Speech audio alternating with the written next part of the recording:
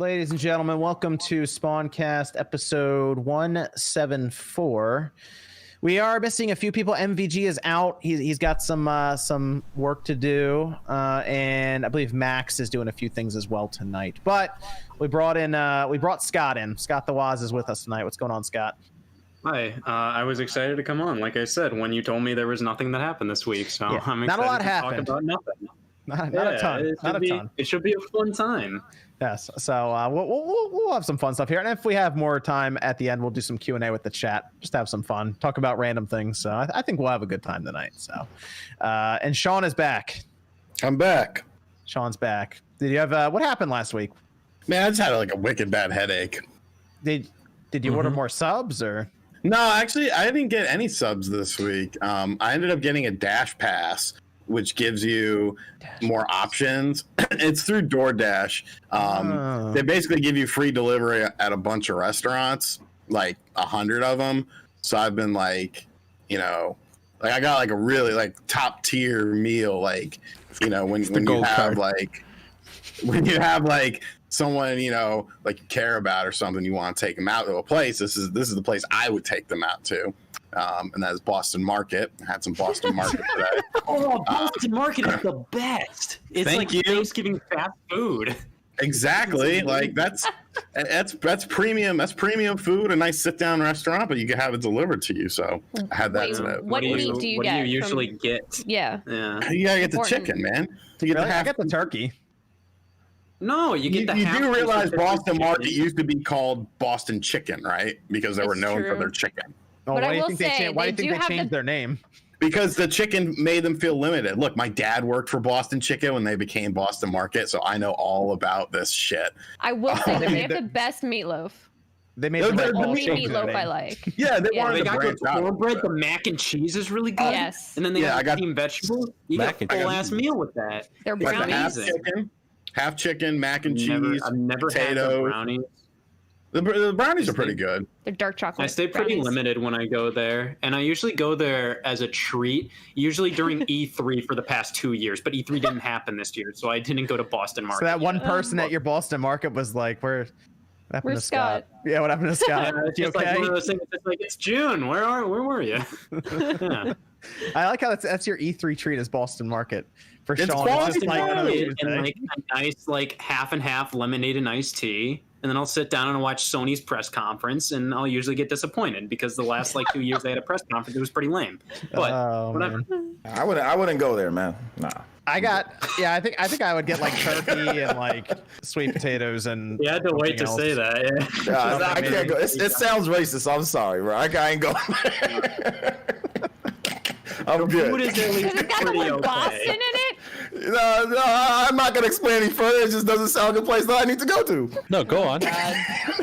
Explain. I'm good. God. While we're on the topic, I'm welcome there. Oh God. I've got Popeyes. God.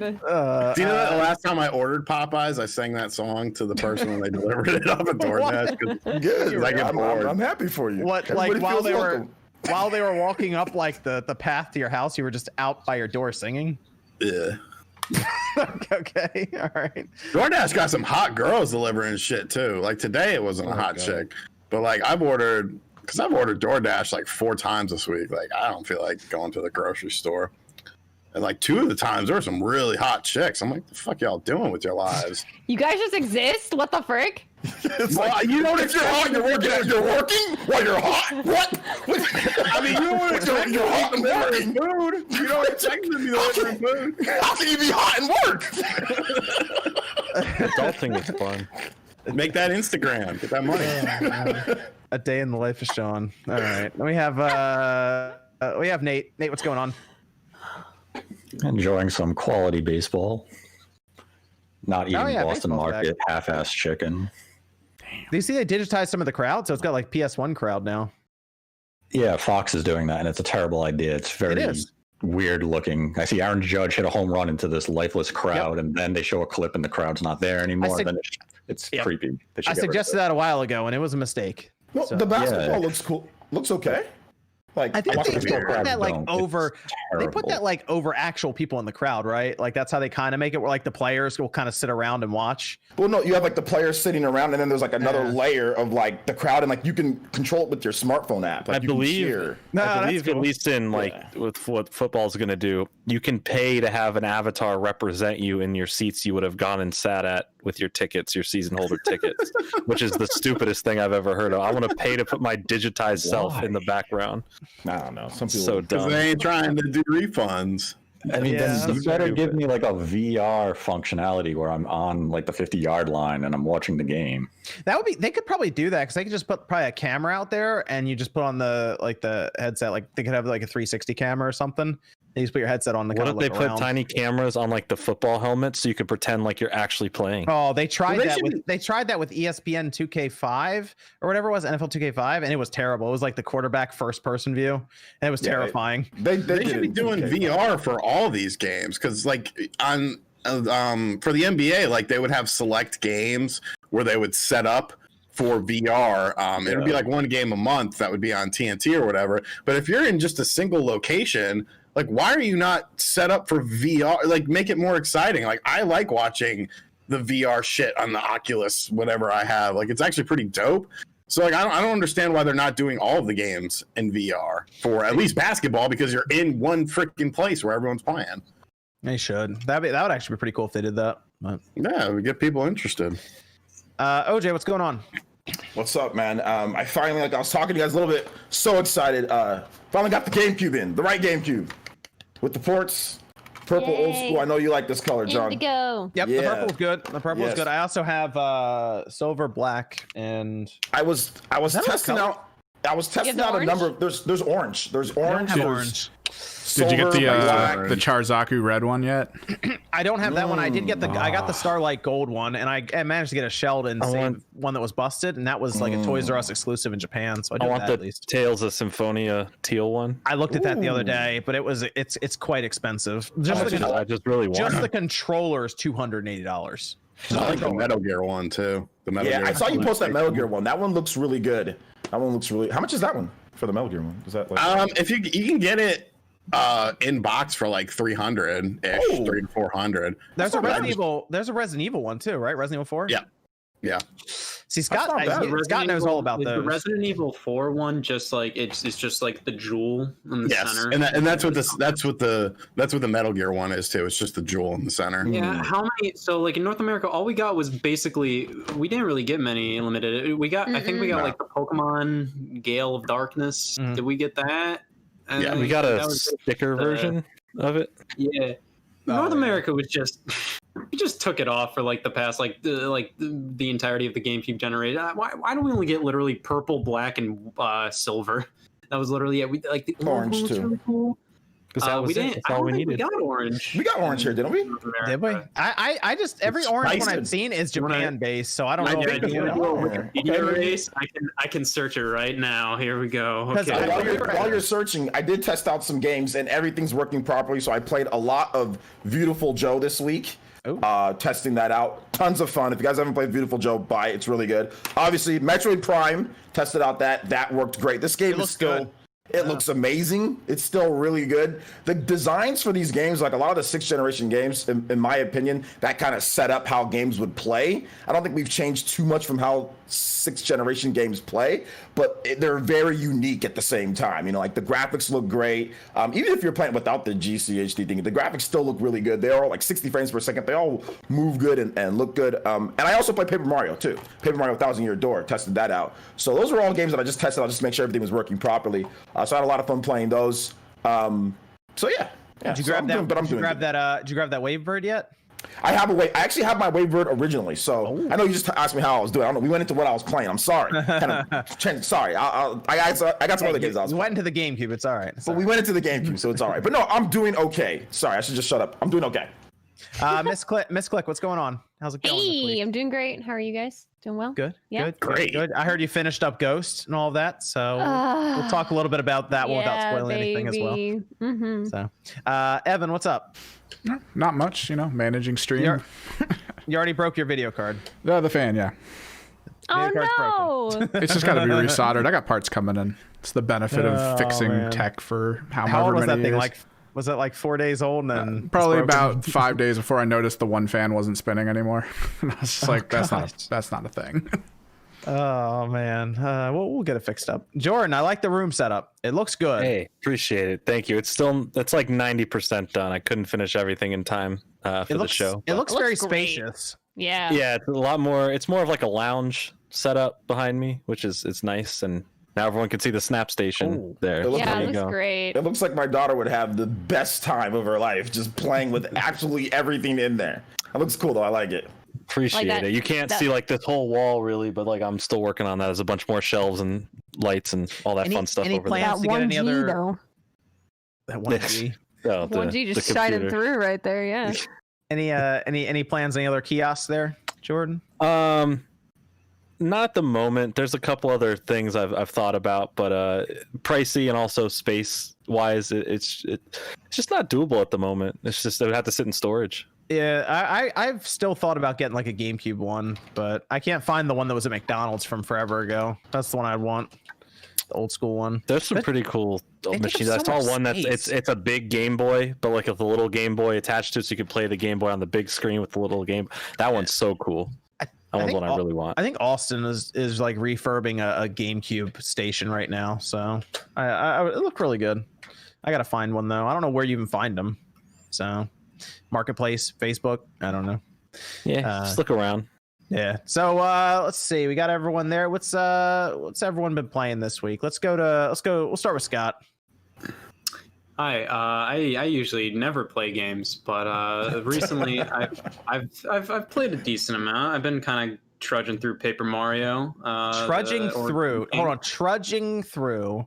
Yeah, that's a good way to put it. I kind of feel that. I feel that. Where are you in the game? Not currently? far. It feels like I'm walking through You trudge molasses. through to get to the point where I'm trudging through. I'm like, Slander.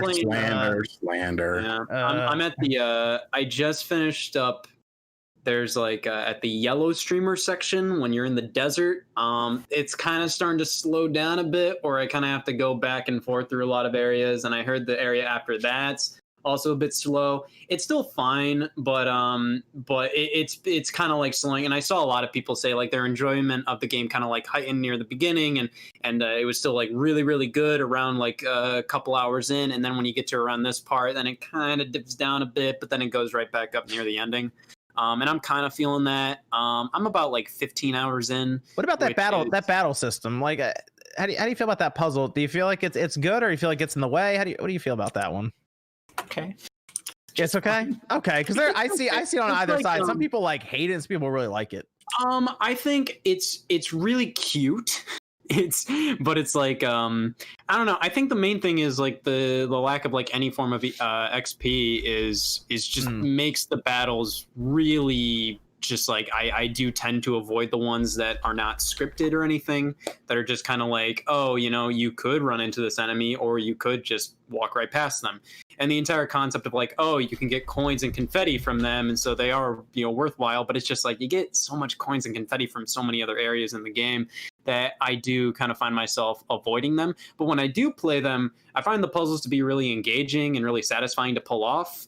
And when you pull them off, it's just standard Paper Mario stuff, like in terms of like the original battle mechanics. But, it is kind of like you do feel the sense of the developers don't really want to make Paper Mario an RPG anymore. And they just kind of want to, they want to put a spin on it every single time. And at that point, I'm just kind of like, why even have the battles there? Why have turn-based battles if you're not going to have XP or anything like that? I was thinking if it was like an action adventure RPG, quote unquote slight RPG, that would be better, because I thought that they had just come up with this battle system like on its own, and they were like, yeah, this is cool. Where are we going to put it? It's like, yeah, it doesn't feel like, that's the thing. Like, at least with Sticker Star and Color Splash, those are garbage, like, battle systems, like, in terms of, like, everything. But at least, like, they make sense in the context of it being Paper Mario. You're using stickers, you're using cards, stuff like that. It doesn't really feel like it makes a lot of sense in the context of Paper Mario. It doesn't feel out of place, but it also, like, it's just kind of a little weird. So, it just kind of builds up to just kind of feeling very unnecessary, even though I do like it. It is satisfying to pull off puzzles and stuff like that. And the worlds are really fun to explore. The lack of like original characters other than like just basic Mario characters is a bit disappointing, but I think they do enough with the writing to make it fun. But yeah, I'm enjoying myself. I just kind of, feel like the battles are a bit unnecessary. But I'll probably finish that up within the next 10 years. But other than that, I have imports that I have. I bought this guy, which is the Nintendo Puzzle Collection for the GameCube. Finally. It's a cool box. Finally, I know, Is right? Is that the one that you weren't sure if you're going to feel remorse about buying? You were like, I feel remorse, but I'm very happy. So. Okay. Yeah, it's cute. It's just Panel de Pon and Dr. Mario and Yoshi's Cookie, and it comes in this. I like the cardboard box ones. Like those are always the cool ones. Yeah, it's really cool. But the problem is, it feels so much more fragile because like it has like this whole outer sleeve thing that I'm like, oof, like I just feel like it's so much easier to like ruin or break or anything like that. I also found this at a game store. It's a Japanese quiz show developed and published by Nintendo. I only played 40 minutes of it with my friends and we didn't understand what we were doing, so that was fun. I was gonna say, how would you be able to play a quiz show if it's all like Japanese text? I don't know, but we got 40 minutes out of it, so I don't know what happened there. Yeah, I played a little bit of SNES Online stuff. I did like some Panel de Pon, Mario World, Donkey Kong Country, and I bought a Virtual Boy, which is cool. You can still see though. Yeah, what was that? Okay, you can still see, like you still have your vision inside. Well, so here's the thing. All right. Enough talking here because I am the one with the Virtual Boy in my hand. I don't have one yet. I need to get one. I mean, I got two. Wait, you have two? Just dual wield them occasionally? Well, one for each eye. You just like turn them like vertical and one for each eye on there. There you go. That's what I would do. My housemate that I had to kick out because he wasn't paying the rent. Like I kept a bunch of shit from him, including a TV. He had one? Yeah, well, yeah. I mean, he had. I kept his TV. I kept. Because everyone just has one lying around, Yeah. N64 with the Virtual Boy. He paid you a Virtual Boy. The Virtual Boy. It's like, give me money or give me the Virtual Boy. One or the other. I kept the shit. Because he was one of my he was my best friend, but like he got strung out.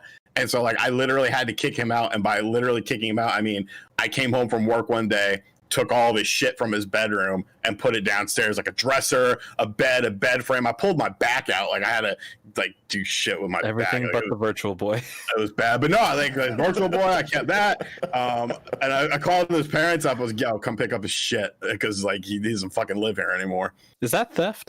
You called his mom? Is that theft? No. I was close with the family. But it was good for him. It was good for him though because he ended up going to because he went back and lived at home and ended up going to rehab and getting clean. Okay, that's it ends up well. Happy ending. I was gonna ask if you happened to sell your second Virtual Boy on eBay in the past week. No, if I talk about selling shit, there's like 30 videos that pop up on YouTube saying I'm selling my collection. And shit, so. I watch every single one of them too. Well, okay. So all right, Scott. So which games did you get with the Virtual Boy? 'Cause there's only like 9 games or something in there. I have Order of the Library. Here it is. Look at that. That is a stack of. It's all of them. It's every single one. What do you got? What do you got though? Let's see. We got Vertical Force. Great game. Boxer. We Great have game. Golf, Mario Clash, Mario's Tennis, Tetris, which is Japanese only. And that's it. And like all of them, like that's the thing. Where's the Wario? Wario's one of the best games on the system. Okay. So the only ones I bought by myself, singularly, were V Tetris and Tellero Boxer. The other 4 just came with the system. So I'll get Wario eventually, but right now the current stack is not necessarily doing it for me. Like it's just like Tellero Boxer has the best actual virtual reality. Because the thing about the Virtual Boy is the shit's not virtual; it's just 3D. No, it's 3D, and it's a lot more. It's a lot more similar to like the 3DS screen than I initially thought, because it's very depth based. If you've experienced like the 3DS, just imagine that in a dark room and only in red and black, and that's basically what the Virtual Boy is. But the You have to wear it without your Teleroboxer, glasses, though, right? What was that? Do you have to wear it without your glasses, or will it fit your glasses? Oh, it fits my glasses. Oh wow. But again, I don't know. I might be messing up my glasses. I might be just completely scratching them, but it works. well, Teleroboxer has the best actual virtual reality effect when you get knocked out, because like the screen will crack and then it go down and like, wow, that's actual virtual reality. But yeah, everything else is just 3D on it, which it's. I mean, like the Virtual Boy is like, it's not as bad as people made it out to be, but it's not worthwhile at all, in my opinion. It's literally like I don't know. The games I experienced are very much like, they feel like kind of pick up and play games, like stuff you would experience on the Game Boy. Just like little experiences like that. So when I have the context of I have to shove my head into this giant red wastebasket, to just like it just feels I'm going out of my way to play these games that I could just play on a Game Boy screen, no problem. So that's kind of my main problem with it. But I'll eventually get Wario Land. I don't know if there's any other like major like Red Alarm is pretty good. It's essentially like Jack Brothers, but that's expensive. Like, yeah, I'm not looking to take out a mortgage, so I'll probably pass on that for now. Waterworld sucks. Don't get Waterworld, and that's expensive too. There's a freaking Kevin Costner. There's a couple Japanese. I got 3D Tetris coming. That's one. I think I have that coming on eBay. That's not bad. But the V Tetris game I have is literally just Tetris, but you have eye strain while playing it. And the 3D effect with that's kind of cool, because when you clear some lines, then it kind of like pops out to you and then it clears. So that's kind of cool. But yeah, I mean, like, it's fine. I couldn't really think of any other way to spend my week playing games, and that's fun. Cool. So. All right. Very nice. Very nice. What about all right, let's go over to Nate. Let's hear the weird games you're playing. I don't think there was anything weird this week. What did I play? I played Fairy Tail, and I don't know anything about the anime. Is that that game popped up on the Switch eShop? It's like, wait, that's not the free to play one? That's the $6 game, right? Yeah, it's a full price game. Okay. It's a turn-based RPG. I guess it's based on the show or the manga. I don't really know. It's based on the show. Yeah, I've never seen the show before until the game popped up, and I'm like, okay. The combat system's cool. The magic system is pretty nice, and it's really flashy with the moves. But I just have no idea who the characters are, really what I was doing. But you gotta watch the show, otherwise it doesn't make much sense. It seems like a thing. If you're really a fan of that franchise, it's probably a really enjoyable game. But going into it, fighting a dude named Hades and shooting him with fire and a maid coming out of the ground and punching him, I was kind of like, I don't know what's happening. Performance good on the Switch though? There's some frame rate problems. It fluctuates between low 20s to 30. Okay. I mean, it's serviceable. It still feels like it's a good game, but performance is, a little iffy. Okay. Was that your big game of the week? No Paper Mario, no Ghost, nothing like that? No Virtual Boy? No Virtual Boy. I played Donkey Kong Country on the Super NES app. Okay. I mean, nice. I get it. That's fine. Let's go over to Sean. So since we're flexing imports and shit like that, is that what you got up for? Oh, okay. I got an import of a system that I've actually wanted this for a long time. I remember when we were at Long Island Retro, they had a red one, and they were asking $275 or $300 for it, no box. And I don't like the red one; I like the black one better. But for some reason, these have really gone down in price. And that is the Sharp Twin Famicom, which has the Famicom disk drive. It's an all-in-one system. I got this motherfucker boxed from Japan for $200 shipped. Oh. With a replaced or refurbished disk drive on it for the Famicom disk. So I bought 4 or 5 games for it. 2 of them have come in. I got Versus Excite Bike and Falcyon that came in. Falcyon's actually really dope. It's a game that never came out in North America. It's sort of like a behind the view space shooter game, but like there's these asteroids that come at you that almost look like they have like a texture, like a polygonal texture to them. It's not a like super great game or anything like that, but it's a really cool system. And I can actually play all my Famicom cartridges that I have. I've been playing this one game. I think it's called Waku something or another. It's a weird Konami game where there's characters from various Konami games in there, like the dude from Contra and Simon Belmont, but they're all like chibi style, and it's like a weird side-scrolling game where like you switch them on the fly. Like it's kind of weird, but so that's really cool. I've been messing around with that a bunch. I actually hopped back on Friday the 13th, and the next day the servers got hacked, and the servers got like maliciously hacked. And they're like having to like report it to like cyber crime police or some shit like that because like it's like a huge attack. It's still going on. I just checked it again today. And, like, it made me sad. Like I was having so much fun because like I don't, you know how if you play a game a lot but then you don't play it and you sort of forget the mechanics. So like the first day I was definitely rusty, but like towards the end of the day I'm like, all right, I'm back in the groove. I'm escaping. I know what to do. My Jason's on point. Great. Let's play some more because there really wasn't too much interesting shit coming out this week. And then the next day I tried to play it and like you would get into a match. 20 seconds later, the credit card stolen.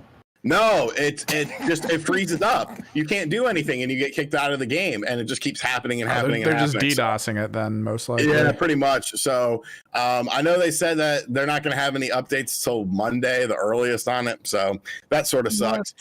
And I've been playing. Yeah, I know, right? And I've been playing some emulators on my phone. Dude, this the twin Famicom, that thing looks cool. It is really cool. It's got the Famicom port on it. It's got the Famicom disk system built into it because the other one, it was sort of like you put them on top of each other and it just, I don't know. I don't think it looks aesthetically pleasing. Yeah, it was like a tower. Yeah, like this is like a fucking like sexy looking system. The only problem, controllers. Yeah, the controller, and they are hardwired into the system, so that's kind of weird. But the AC cable on it is actually very long. So like I just put it really close to me, and it does have composite out. Mine came with an RF adapter and composite out. It has both on it. So I just hooked up the composite out to the retro tank to play it on the HD TV in my game room. But yeah, it's a really cool system. The only thing is if that disk drive gets borked, like it's a pain in the fucking ass to fix it. And I was playing Falcon, and all of a sudden it gave me a disk read error, and I was like, no! And I got like so mad, but I was like, all right, we're gonna stay calm here. I just like the big 1 and the 2, like on the controllers. I think those actually look pretty cool. Well, and the second controller has a microphone in it, because in the Legend of Zelda for the Famicom disk system, there's like a Poe you have to shout at or something. And I can't recall what the whole thing is, but it was like one of the only games that used it. But I ended up just blowing in the disk drive because I was like, it's an old Nintendo system. Like that seems to be logical to me, and it actually was fine. I guess there was just a little piece of dust in there. Is the Sharp Famicom, is that like is the disk drive more reliable on those units, do you think? Yes, or is from what I've heard, yes. Yeah, so yeah, it's just like you said, the problem is then you'd have to fix the entire unit if it goes like kaput, because then at least with the other one, yeah. All right. So that's why, but most people on eBay that seem to be selling them, at least they say that they've replaced, because there's like a rubber band or some shit. Like it's weird, like because the I should have grabbed one of the games. The games themselves look like actual like floppy disks, but they're smaller than a floppy disk. And on the bottom of it, it has Nintendo engraved in all of the games. And they did that to circumvent piracy on the thing.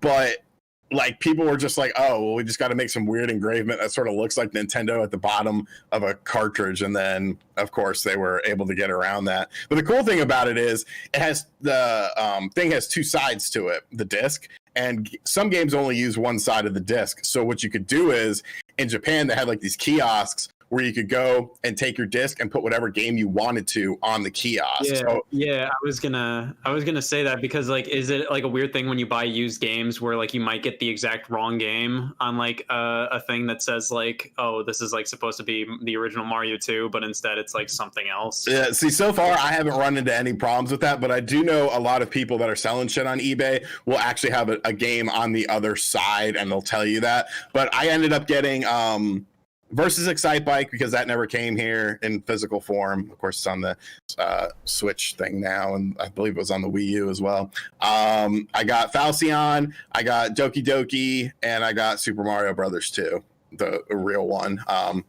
Because I feel like that's, there's a lot of Japanese heavy text games in there and shit, and it's just like, I want something that I can actually play. And, I just want to see what's going on inside the system. That's cool. It's pretty wild, man. Like, because I was thinking I was gonna have to potentially like air dust it or something out, so I was looking at someone taking it apart, and I was like, nah, man, I'm not about that life. I'm on it. We'll check it out. OJ, what's up? Yeah, so talked about the GameCube stuff already, so really excited about that. Today actually, I played this Nintendo Switch Online for like the first time in a while. I played Super Metroid for about 3 hours. We had a nice stream of that, and it was very good. Super Metroid is still very good. I do wonder how many people actually like jump into that app every like week, or like how often do people actually get into that app? That's what I'm curious about. Like, I feel like a lot of people just kind of scroll past it a lot of the time. I mean, there's some good stuff on there, but the problem is they're hidden in the app. So sometimes you forget, like, oh, I can play like Link to the Past on my Switch at any time. Yeah. What if you could take like a conscious decision, the game, and then put it like, let's say you do want to play Link to the Past, you just put it on your home screen, and as long as like that would be cool if you could make shortcuts for that. Yeah.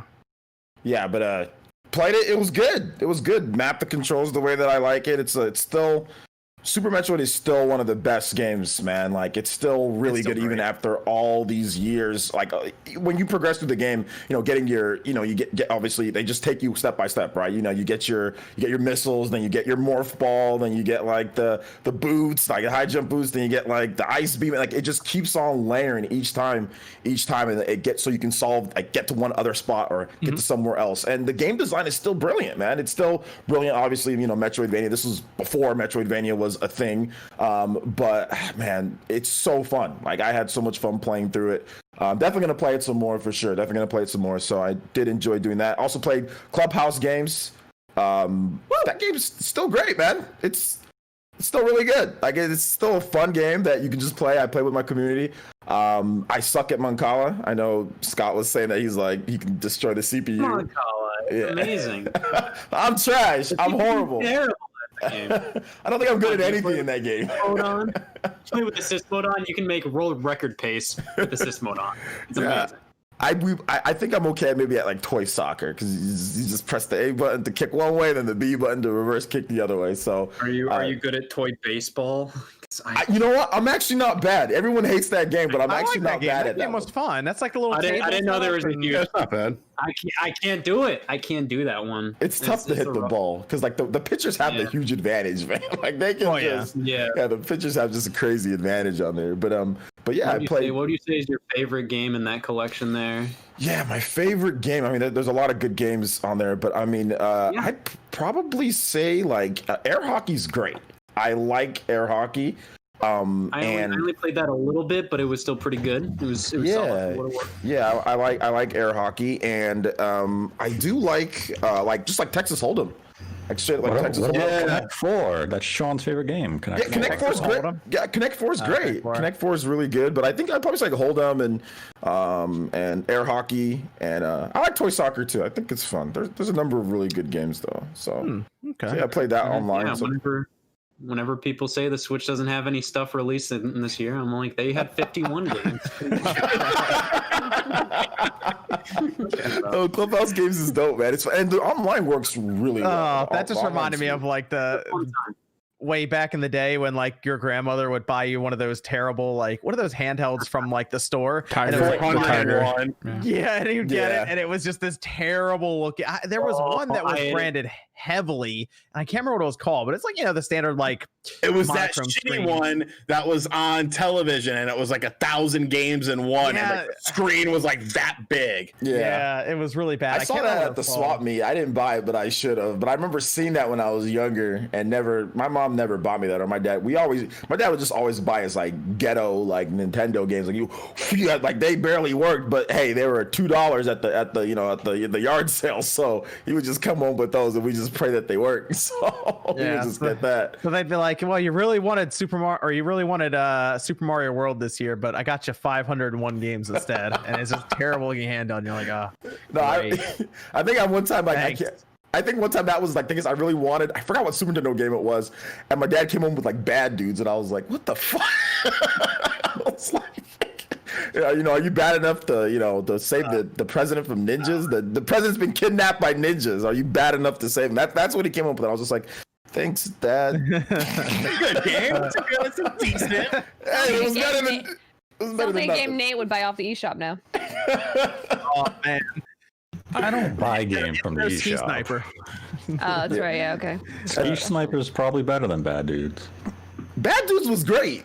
Ski Sniper has you shooting. I made it great. See, look, now he's back on the bandwagon of promoting Ski Sniper. Ski Sniper. Bad Dudes was fantastic. He just quoted saying it's great. So there you go. You get to shoot skiers with a range of sniper rifles and eventually a crossbow.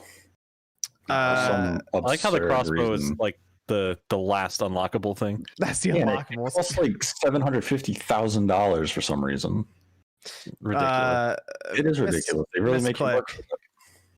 What were you playing this week? Ghost of Tsushima. All right, Jordan's ready to get on Ghost 2 here. I know that. Yes. I think you guys finished it too, right? So all of us finished it. Yes. What did you guys think of it? Pog. I liked it. You liked it. It was great. Jordan's trying to 100% this game. Yeah, so I beat the game literally like I think the day after the last SpawnCast. I finished up the story, and ever since anytime I've had free time to play it, I've been doing all the little anything in the game. I just have to finish up some side missions and collectibles, but I've done all the shrines, hot springs, fox dens, everything, and I still have not hit that fatigue moment of being like, okay, I need to put this game down, because anytime I'm not playing, I'm like, ooh, I have a quick hour here. I can get some stuff done in the game. So it is so good. I think it's a bit better than Assassin's Creed when it comes to keeping you going a bit, because I did feel the world's just so pretty. Honesty? Like there's so much to see and do in the game, and I'm finding these little pockets of like really detailed, cool areas in the game that are just fun to explore. It literally, like, not only just like liking the gameplay, like I genuinely liked where the story went. I liked how it wasn't one of those like, do you want to be good or evil type morality choice games like they would usually do with like an Infamous type game. This kind of forces you on that path of like, okay, you learn to break tradition and what does honor really mean. I just think it's a fascinating story. And how they presented it, I thought the ending was beautiful. I thought the middle act leading into Act 3 was one of the most like heartbreaking. It's so good. It's such a good story. I love it. I don't want to. I like the ending. It's so good. The end of Act 2 wrecked me. I will blame Jordan. Jordan's like, okay, when you. I just said one more mission. Just one more mission. You gotta do the mission after this. 3. You have to, and it's like 2 or 3 in the morning. I'm like, all right, Jordan, and then it ends at Act 2, and it's so sad. And I'm like, Jordan, you're making me go to bed in tears. What have you done to me? I needed everyone to react to that moment there. See the reaction. Yeah, it was hiding behind my candy bag. I'm so sad. I'm excited. I hope they do some more with this, whether it's DLC or a next game or something, because this is a great job. Sucker Punch nailed this. There's a reason they took so long in between their last game to this. I'm really excited for their next game now, because I think they did really good with Ghost. So I'm very hopeful for what they have coming up. So I'm looking forward to it. They're doing great. Evan. Yep. What'd you play this week? Picked up Skater XL. Oh, cool. Played it for 20 minutes, refunded it, picked up the rest of the characters in Dragon Ball Fighters that I didn't have yet, and played that. You didn't? Okay, so you picked up Skater XL. It's a good tech demo. It's a tech demo for an engine that's very like still early days, and it's their release. So it's been an early access for a while now. Yeah, but this is 1.0. This is their release version, and this is the version where if you skate too close to some stairs, your ankles go 90 degrees and you're just gliding along the wall, and you're just like, what the fuck's happening? Sometimes it does ankles. Sometimes that happens. You know, you can't help it. If you, I don't know if it's still like that. I'll have to double check. So I played some of 1 because they added the mega ramp, which is awesome. So this big mega ramp you can jump over. But like in the early access, if you hold down both push buttons for either left or right foot, your guy will just spin and his legs will spin in like a twist, and it's like really uncomfortable. I was watching Rax play it, and occasionally his back foot wouldn't go back down to the board, so he couldn't push anymore. The game had no idea how to do that. I was playing on let's see, we got it on, I played it a little bit on the Xbox. It's definitely better on the PC because you get a much higher frame rate, but it looked like it was like 60, I think, on Xbox. Occasionally would dip, but I still think it's fun. But how much is it now? It was like when it launched, $40 or something. See, it was like $20 when I bought in early access, so $40 is probably a little too much for its current state right this second. But it's on Game Pass. It is not. Oh, that's why I was telling people to buy it in early access. Because it was $20. I don't trust this early access business. So it's cheaper. Yeah. But yeah, I do. I did like playing it, but yeah, if you bought it now for $40, I feel I could see why you might be like, there's not a lot here right now. So, but I like skating around with it. I'm fun. It's a lot of fun. John, I do want to mention one more thing. I played a lot more Persona 5, and I've been getting into the actual like new content. Persona 5 is really good. Persona 5 Royal, it's super like even better than I thought it was, and I already thought it was amazing. Like the new content they added in, like the challenge battles is dope. The Thieves Den is dope. So you guys go get Persona. You hear that, 5. Scott? Get on it. Get on that. No, not Scott. I'm too busy. I played Mario Party 1 this week. I already have my hands full as it is. Yeah, and he has SpongeBob coming, and he has to play that first. I beat SpongeBob for the year. I'm done playing my games. That's it. That's where it peaks this year in gaming. Evan, we got any Discord questions? We got a couple. Okay. We have a long one, but basically it boils down to, if you just have a regular 1080p, I guess 60 screen, like, is it really worth upgrading it for the next gen, or are you gonna miss out on too much if you don't, like that kind of stuff? I would get Microsoft's Xbox Lockhart then. Otherwise, I guess the PS5 you're gonna have to get, because Sony's gonna make you jump over for any of their exclusives they're gonna release. So. And along the lines, like, though, should you aim for like a 4K 120, or would it be fine to just go 1080 120? I mean, really, if you look at it though, 4K sets are so. How much was your 4K set, Sean? That TCL? 330ish. What's the refresh rate on it? It has 120 hertz. I don't know if it's 120 hertz 4K though, or if it's 120 hertz 1080p. We have to look, because a lot of the LGs now ship with that, but they have the newer HDMI. I mean, 4K TVs are almost like the standard TVs out there now with how cheap they are. When I finally switched over and got a 4K TV back at like the end of 2018, it made a noticeable difference in how I saw like gaming, like how the colors popped and how the frame rate looked. So it was a good upgrade in my opinion. I mean, a lot of 4K TVs are going to be cheaper than the PS5 when that comes out. Let's say it comes out at 500. 4K TVs you get for somewhere 300 to 400 for one of those gaming TCLs like Sean picked up. Yeah, just be careful on what 4K TVs you guys buy, because a lot of them have really bad like response timing. You know, like TVs already aren't as good as monitors. Yeah, and a lot of them are research. really bad. Yeah, do your research into the TVs before you buy it. Just go, oh, it's 4K and cheap, I'll buy it. Just look into it. That's the problem people do, and then they play and they're like, this plays like, and then they blame the game when really your TV's just garbage. You know, even though it's 4K, but your TV's just trash. So make sure you look at the response time, because it's there's a pretty noticeable gap between monitor and TVs, you know. Yes. So the TV I have is 120 refresh rate.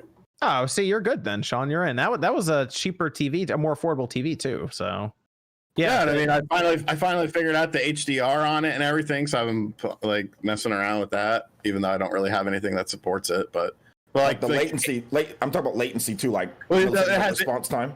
You know, it has shit with that. It has like a low latency mode built into it. Like that's good.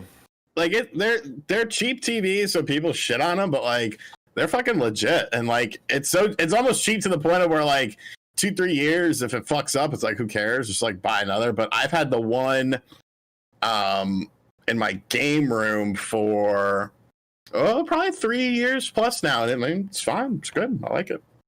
Is it a Roku TV? Yes. Mm-hmm. Like, TCLs are, yeah. Oh, those are I love Roku TV. It's so good. Yeah. It's so simple. Yeah, dude. It never crashes. It's so smooth. And then their app store is so garbage, it's fun to look at sometimes. Yeah, that's true. I thought Roku was like done. Is that still going, or is that? I thought that was like discontinued. It's just built into the TV, so I just find it really convenient. So it's literally I don't know. It's just it's super smooth. I like it a lot. I've enjoyed it. I like being able to type into the what is it, the remote, and then just tell it what I want to watch, and it pulls it up. You can speak into some remotes now too. It's pretty crazy. That's what I just said. Oh, you said type. You said type. I thought I said talk. You're the one losing your mind. I would. I got in trouble for nothing. I mean, we're gonna. Stop it, Jordan. I mean, we get to the point where we're upgrading to PS5s and Series X's. It might be time to upgrade the TV at that point. Anyway. Oh yeah, I got that Sony, bro. I'm definitely getting the Sony TV when the PS5 comes out. So we had another. I thought you said Dasani. Dasani TV. I'm sorry, I laughed. Water TV. We got another Discord question. Probably a quick one. Anyone excited about the upcoming launch for Risk of Rain 2? Sure. It's a co-op. I'm excited. It's a co-op game. I think mostly PC. I don't know on consoles. But my friend's obsessed with it. But it's just waves upon waves of ever-changing enemies, and you get tons of gear. And it's just how far can you go before you die every time. It's a pretty game too. Yeah. Okay. I'm not, I guess, excited for it. I've been playing a lot of Master Chief Collection recently. So Wait, isn't that game like already out? No, Risk it was of Rain? early access for a while, but this access. is the 1.0 release, which is like the full version. Okay, because like they sent me, I got a copy of this game. Yeah, but I haven't. I bought it way back when it was first put out for purchase. Like it's like on Switch and everything. So let's go over to. So I guess we're gonna start with the first topic with Sean's channel. Came up with this one kind of. I mean, everyone's really talking about it, but I saw your video pop up, Sean, and I was like, well, we'll go over that a bit on the podcast since we have Scott on as well. And that is Nintendo in 2020. Once again, it's August. Sean, do you want to explain what happened there in your video?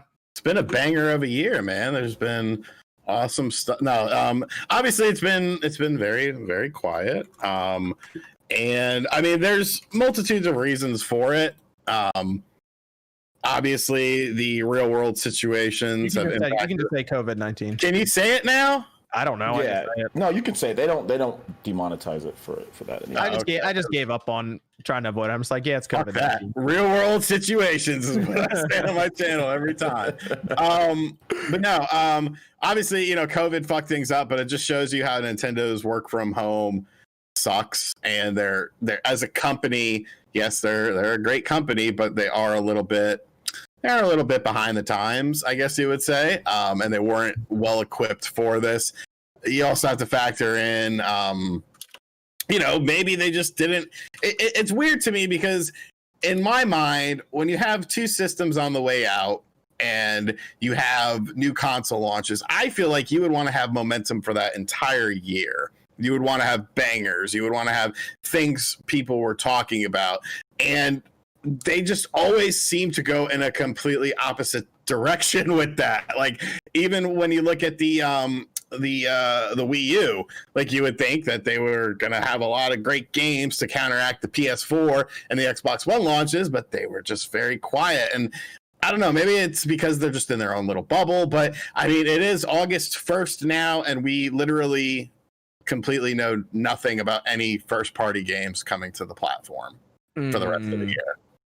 For the rest of the year, yeah. So we would expect, I guess, something to happen soon. I mean, we're in August, and there's like a lot of talk about Microsoft and Sony doing some things soon, but Nintendo has been pretty quiet. So I don't. What do you make of this, Nate?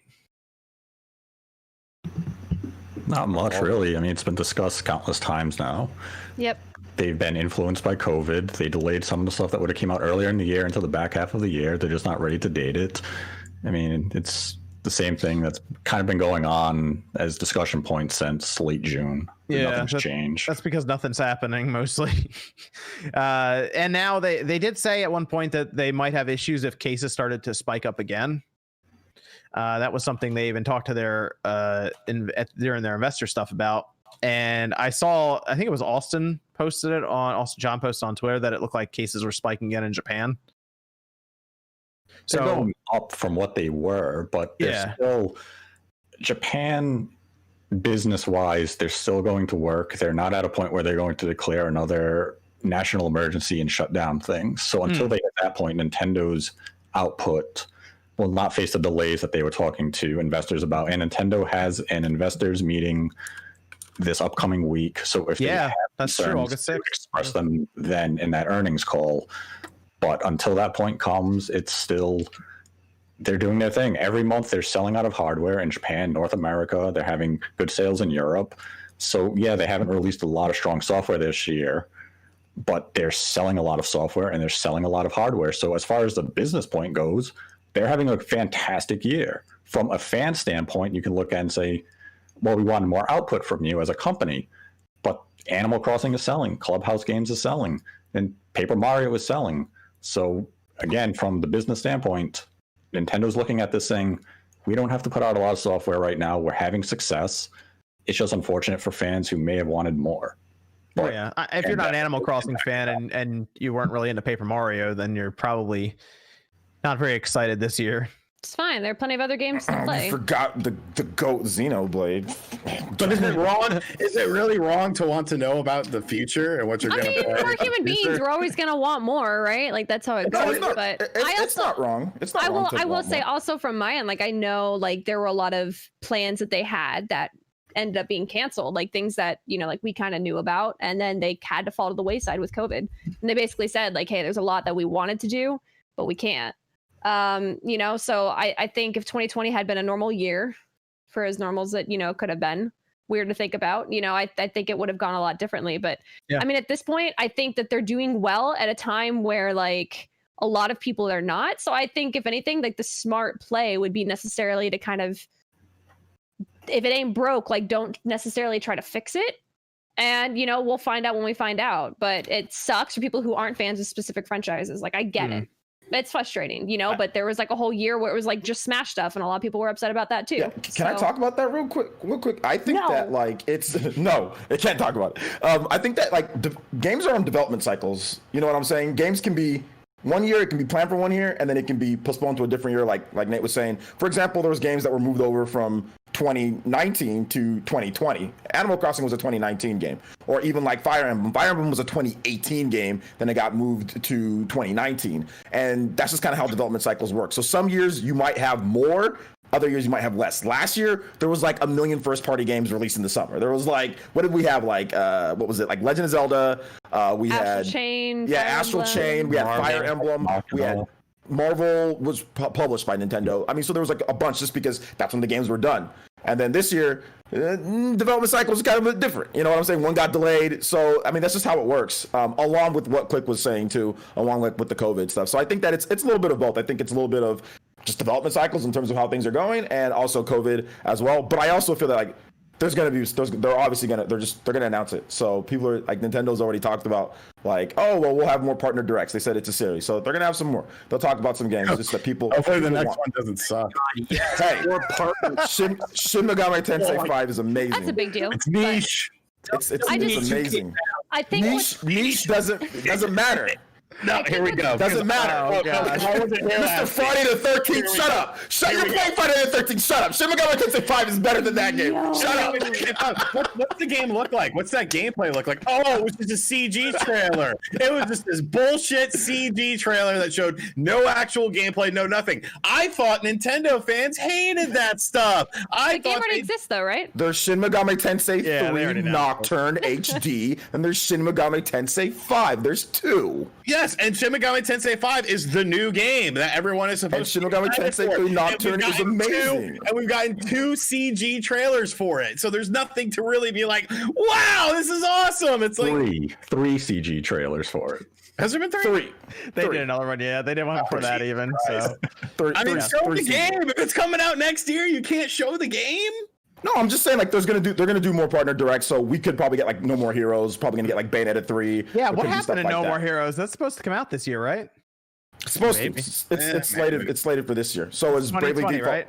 Bravely Default 2, that's slated for 2020. So they'll have more partner directs. I just don't think this year is going to be as strong as last year in terms of just overall software because of COVID and also just because of development cycles. So that's just my I think No More opinion. Heroes is a January or February game, and they just don't want to tell us yet. That's fine. They can do that too. I think with everything though, Nintendo hates the spring. You know that. They give you Kirby Star Allies too. Yes. Yeah. We got Animal Crossing in spring. What were you saying, Miss one Click? anomaly. Development cycle. Yeah, Breath of That the Wild doesn't count. That was a launch launch. game. Mario Kart 8 Deluxe came out in spring. John, I swear to God, I'm gonna steal all the hats from Sean's Came out in house. I'm April. gonna steal all of them. All That's the hats, spring, all the is it not? beanies, they're gone. Yeah. What were you saying? What were you saying, Miss Click? What I was going to say is I find it curious, like with all of this that's happened now, like how are companies gonna kind of like probably try to, if something like, hopefully nothing like this happens again, but like how they can kind of streamline processes for people who need to work from home. Like after all of this is said and done, like I think how these companies are going to adapt and try to be more proactive if we need to work from home again. How can we make this better? So if anything, I'm really curious to see how Nintendo, Xbox, Sony, any of these companies kind of come out on the end. Well, I feel like. So go ahead. Sorry. No, you're fine. Go ahead. I was just gonna say, I feel like Sony and Microsoft are probably leagues more advanced than Nintendo is. Right. Well, I mean, they're also situated in different areas of the world, so I feel like there's like, again, like the bubble that you talked about, like maybe they didn't feel necessarily the pressure because they don't, like you're only going to feel pressure if you're in an atmosphere where you're used to feeling pressure. And I feel like they're kind of always been doing their own thing to where it's like, maybe the pressure needs to come internally from themselves and realize like, hey, we're not living up to our own standards. We need to change something versus time to move on to everybody that fax else's. Yeah, right, exactly. That what, John? What'd you say? That fax machine. Might be time to move on. There we go. That's what I was alluding to. Does my mic sound bad right now? Gosh. No, it's fine. Okay, because I listened back to the stream. My mic sounds so overblown. Scott, what do you think? What do you think? No, you're good, Jordan. What do you think of this? What do you think of this 2020 for Nintendo, Scott? Because we talked about on that where we were talking about the last direct, the mini, and everyone just seemed looking at 2020 like confused. Fun one. Well, I think a lot of the desire for more information can be kind of boiled down to people just want kind of like happy stuff to talk about right now, because like you can consider like, oh man, everybody always has like games to play. It's not like, oh man, there's never anything to play, because like literally I guarantee you like everybody who owns a Switch has Switch Online, and there's like at least 30 terrible games on the online, whatever, NES and SNES games online service they haven't played. There you go. There's a bunch of games for you to play there. And there's also 51 games released for the Switch this year. Gosh. So there you go. But I think like everybody, you have all these games to play, but I think the main thing is, we should all know this, it's just fun to talk about everything. And like when you're only talking about the one thing that you're playing that might be from your backlog, there's not as many people to like talk about that with. Now, if like a new, like the Mario 3D collection was announced this week, then we'd all have something like to talk about. And that's kind of the main thing that I think is like the one thing that everybody really wants. But I think the idea that Nintendo doesn't have anything else for the rest of 2020 is ridiculous, considering that they would have known that months ago if they didn't have anything, and they probably would have pushed like Paper Mario to be a holiday title. They probably would have moved stuff around. They probably wouldn't have put Xenoblade and Clubhouse Games literally a week apart from each other. They would have spread stuff out. So Clubhouse Games could have saved that holiday. It could have. Yeah, 51 games to release all at once. That is 51 games. That could have. Yeah, how many games are going to launch with the PS5 and Xbox Series X? Not 51. I guarantee you that. So I don't know. I honestly, like, it is a bit boring to be a Nintendo fan right now, just because, whenever people may say like, oh, like, why are you complaining because they just released Paper Mario? But it's like, that's all they really had going for a while. And I'm not really a big fan of Nintendo's tactic in 2020. And this was before everything happened. This was before, like, literally, this was when Animal Crossing was a thing. Like, in January and February, they were barely saying anything. They literally were just like, we're focusing on Animal Crossing, and then that came out. And then with Paper Mario, it kind of felt like we're focusing on Paper Mario until that comes out. And I feel like a problem with that is, if you're not a fan of Animal Crossing, you're not a fan of Paper Mario, there's nothing for you to look forward to. Like, yeah, that's, those games have a bigger spotlight on them. But like, if you're not a fan of those types of games, then you don't have anything else to look forward to. I mean, like, yeah, there is Metroid Prime, Bayonetta, and Breath of the Wild 2, but those are never coming out. So like, there's nothing to be. Okay. Like, we don't have much to be excited about with those. I think at the moment, until we get more information, there's not a lot to get excited about until we get more information on those. And, I feel like Nintendo's been kind of in an information drought for a couple months, like ever since like the end of 2019. I think ever since then we were asking, like, what does their 2020 look like? And even though we have half of the story, but it's like I don't know, it's a little weird. It makes sense considering everything that's going on right now, but it's a little weird we didn't know about a lot of this stuff for so long. And it's a little weird that they're going to just do like a Twitter okay, so there was that. I didn't really look into this quote that much, but didn't the current president of Nintendo say something about Nintendo Directs are great, but we may want to consider other ways to announce our stuff? He did, wasn't that a quote? Furukawa said he said that. Which is fine. Would you say that's alluding? Yeah. Would you say that's alluding to more so like kind of like how they announced Paper Mario, like just kind of like dropping stuff out of nowhere? I kind of thought that was more like a partner direct kind of thing where they do these, like, that's the first time they've ever done that, and it seemed weird. So maybe they're trying different things. I found the random Twitter announcement of Paper Mario to be a little odd. I mean, I understand why they did it, but I felt like that kind of hurt the game because like I have friends who got back into Nintendo through the Switch and they didn't know that game got announced, and they sure as hell didn't know it came out like a couple weeks ago. Why are they not watching my channel? Damn it! I'll message them. What kind of friends are that? Your friends only watch Nintendo Directs because they marketed the hell out of that game. It's like they only look for Nintendo Direct. They don't the YouTube channels, the Twitter channels. I think it's those videos. Well, if you're less online, like social media and stuff, you'd probably rely on like signage, marketing, and stores and all that stuff. And if a game has like a 10-month runway from like announcement to when it comes out, there's probably a really good chance that you would eventually see it in store, even if it's months out. So that actually kind of makes sense if you're really not in it. Like in Twitter, you're right. Every other post from Nintendo at one point during the week was just Paper Mario's coming. Paper Mario. Here's some colored pencils. You're gonna fight Paper Mario and all this stuff. So yeah, but it's just like to the uninformed person, like I don't know, it wasn't as like big of a, because it just randomly came out. It wasn't that build up hype to release of like a Nintendo Direct, and then like boom, like Paper Mario. Like there wasn't as many. With the Nintendo Direct, you get a lot more like buzz with like live reactions and that kind of thing. With Paper Mario, you didn't have as much of a chance for that because people just randomly woke up and they already knew a new Paper Mario game was coming out.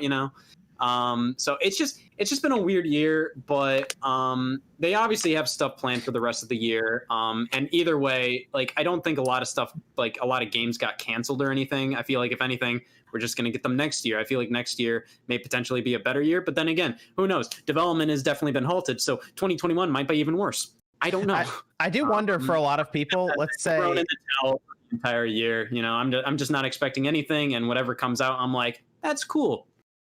I do wonder if, let's say this week coming up, Nintendo announces the Mario 3D collection that's heavily rumored, if that would like save 2020 for a lot of Nintendo fans. They're like, oh, this is great. This is a good holiday game. Nah, people are still going to complain. I don't even necessarily think it's necessarily like... Okay. No, I thought he was talking.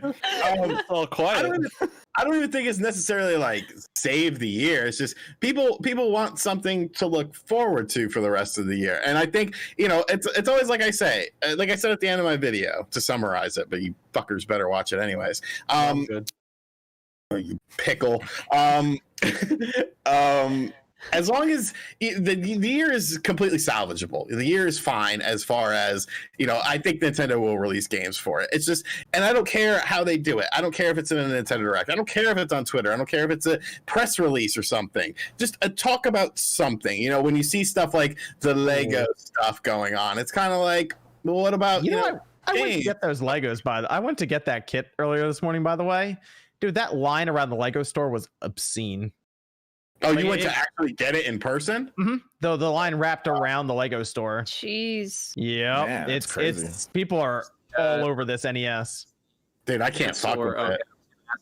The NES or the Mario set. I see Sean like his video pop up like a week from now, and it's like him before you buy. It's like it's live, okay. Yeah, I tried, but it was just I don't know if Lego did a better job stocking them than what we've seen with like Nintendo in the past, but dude, that line would have been like an hour or two wait just to get in the store. So I was like, they were letting. That's a lot. That's a lot to. I mean, they were letting I think it was because they were letting 10 people in at once, but everyone was there for that kit, the NES kit. So I was like, wait a week or two, and then I'll get it and do it on a video on it or something. I can't wait to see somebody mod actual NES into it. We thought about doing that for fun. Right, Evan, the NES Classic, dropping it in there. We thought about doing it for fun. And we wanted to get a little screen to put in the TV set so you could actually play it off the TV set. It'd be great. I think you can make it work. I don't think it'd be too hard to do, actually. How to scale is it to a regular NES?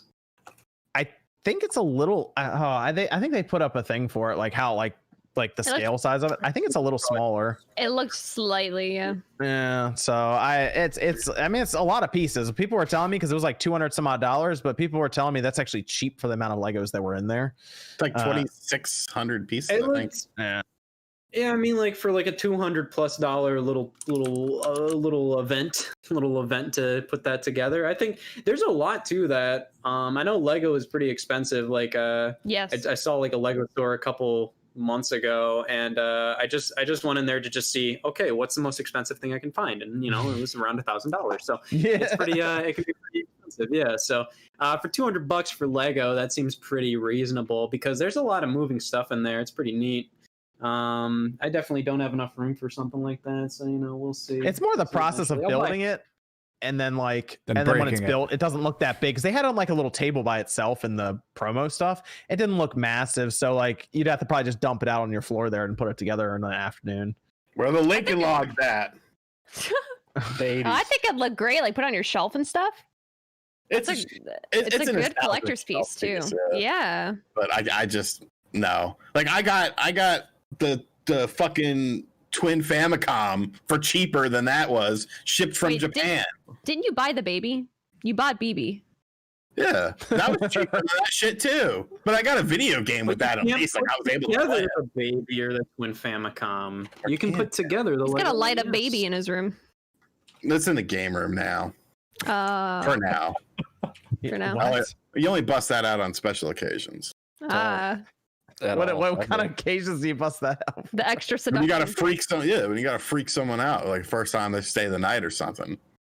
DoorDash employee. All the lights are off, just the flirting baby. You gotta fuck with people, man. Like that's what makes life fun. Oh man. Evan, we got a Discord question over there, and I'll go over to the super chats before we move into Halo and Xbox Live Gold. All right, so if we're going to Halo, let's do this one first, actually. Mario Odyssey 2. Thinking this gen or next gen for Nintendo? They did it in the Wii. They did it during the Wii generation. The Mario Galaxy 2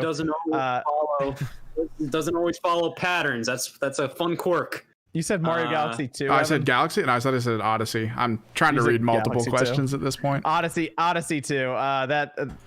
I almost wanted to say it'd be this generation, but maybe it is next gen. I don't even know what next gen could possibly be for Nintendo. Like we don't know if they're going Switch U. We don't know if they're going with like a completely new like gimmick or if they're gonna stay within the family, So it's like, is it really even gonna be a new gen necessarily? Hey, maybe it's time to revisit that Virtual Boy. Oh God. Not wrong.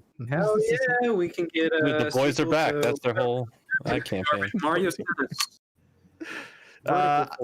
maybe that's a way to, because I mean if the next Switch is backwards compatible, it really doesn't, they can drop it on the current Switch and it's just like, oh, it also works on the next one too. Right. So like to me it's like that's a good game to have as like one of the last year of the Switch's life game. Yeah, I think that'd be good. I've been hankering for another romp in that engine, that kind of general style of Mario. It's great. Mario Odyssey was fantastic, but it is a little less replayable because like half of the fun of Mario Odyssey was that first time experiencing it, and then replaying it. It's still fun, but I just want another new game in that style because it was so much fun as a first time experience. So I definitely do want a Mario Odyssey 2 sooner than later, but I don't know. The second time experience. Mario 3D World, and it may never come out, so you never know. Wait, they didn't announce 3D World yet, Scott? So I think Nate still owes you like $5 or something. Oh God, how much? Like, based on interest, that's probably like 400 by now. It's only been a year. Yeah, it's Scott interest. Yeah, there's interest. Yeah. Yeah. Scott's interest might be 400% for all you know. Yeah, you didn't read before you signed the contract. Yeah. We never signed a contract. Ooh, that's Nate's like hoping the whole time that they would have announced it this past week or something before Scott came on the podcast. I mean, they will announce it this year. You said that last year.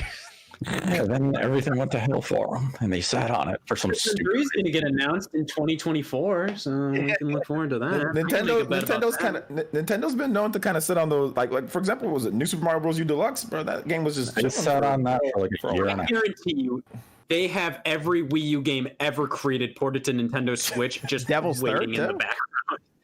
Hell yeah, I would love that. I would love that.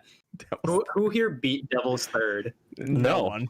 I did. Oh, come on!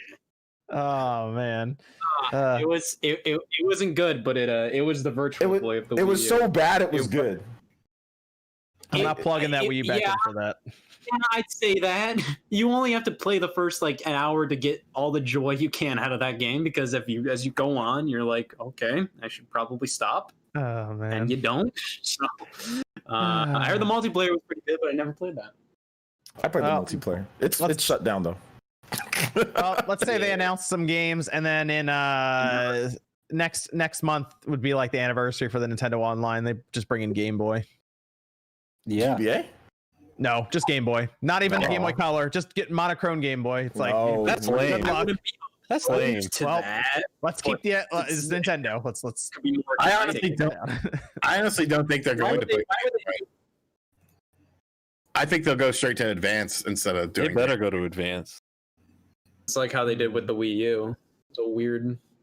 Because I mean, when you look at the Game Boy, you had the Game Boy games on the 3DS because it was a smaller screen and it made more sense. Like, let's be realistic. When you blow up those Game Boy games on an HD television, like there's going to be a lot of nostalgia crushing instances when the Analog Pocket comes out with that dock and you put in your Game Boy game and you're like, yeah, I was a kid, and then it's all blown up on your screen. And you're like, ew. What did I say? What did I say before Bakugan appeared on that stream? I said, prepare for disappointment. Yep. I was gonna say, what did I say before Bakugan got announced? They're gonna announce Bakugan. No, I just said everyone. That was on my bingo card for the year. Prepare for disappointment. Oh, how do we roll right past Bakugan? That's here to save Nintendo's holiday. Finally, man. They have 52 games now. They have one more. Wow, they're really pushing boundaries. This is crazy. Good for them. That's why I said prepare for disappointment with it. Man.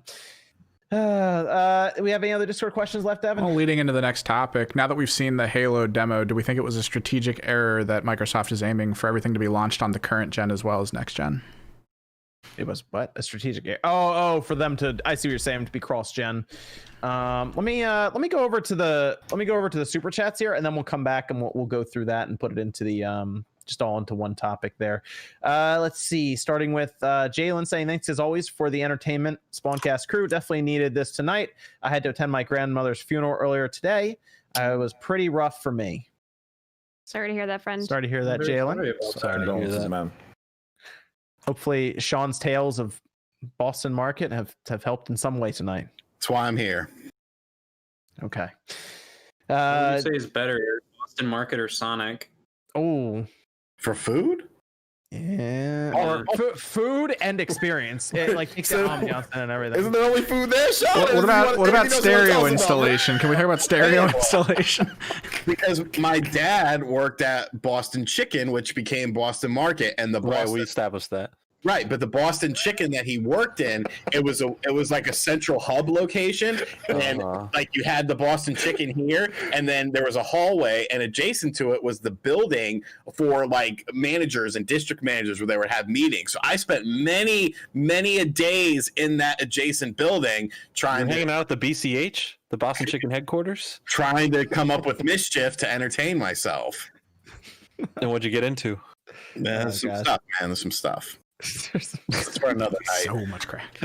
Because you can they'll add anything to your order. And I ordered a Philly cheesesteak, and I just said, "Hey, can you just add everything?" And they're like, "Yeah."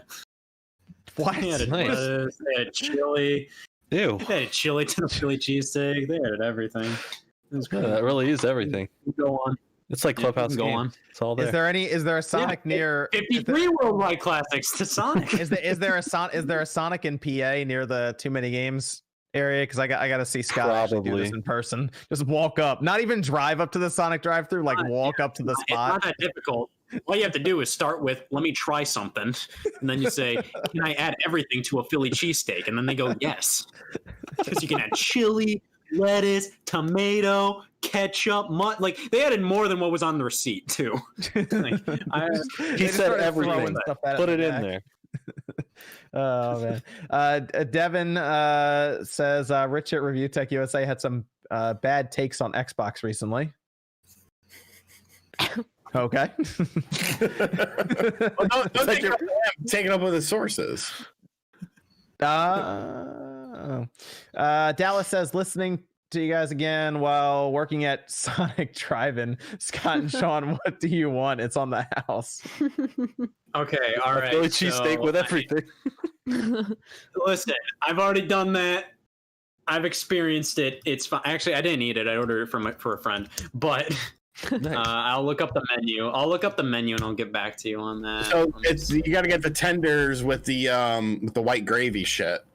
I think it's I forgot what it was. White called. gravy at Sonic? I wouldn't trust that at all. White gravy shit. It was the only stuff. It was the only stuff that we would always eat because the gravy was pre-done. So we knew that was because like nobody would fuck with it because how questionable are the conies? I thought you were only talking about the gravy. You were like, that's the only thing we would have eaten because it's the only thing. I mean, more realistically, more or less, but whatever. That's fine. Gosh, all right. It was the tender box, I think it was called. What? I'll stick with ketchup. Cheesy says, hey, SpawnCast crew, hope you're all having a good day. Why is there so many people that hate Xbox supporting console and PC players? Isn't it good for more people to experience their games and play together?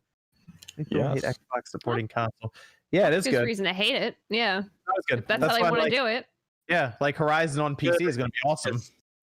Yeah, I think it's just harder for the console guys to defend their box. It's the console war, and it's, by the way, it's the very, very small minority of overall people that is just like this console war nonsense. So it's just, don't worry about it. When it comes to most people are happy. Everyone's when people that are actually playing games and stuff like that, the people that just buy Madden or whatever the case is, they're happy they're going to be able to play whatever on whatever they want, and whenever they feel like upgrading, they can upgrade. So don't worry about what people are saying online.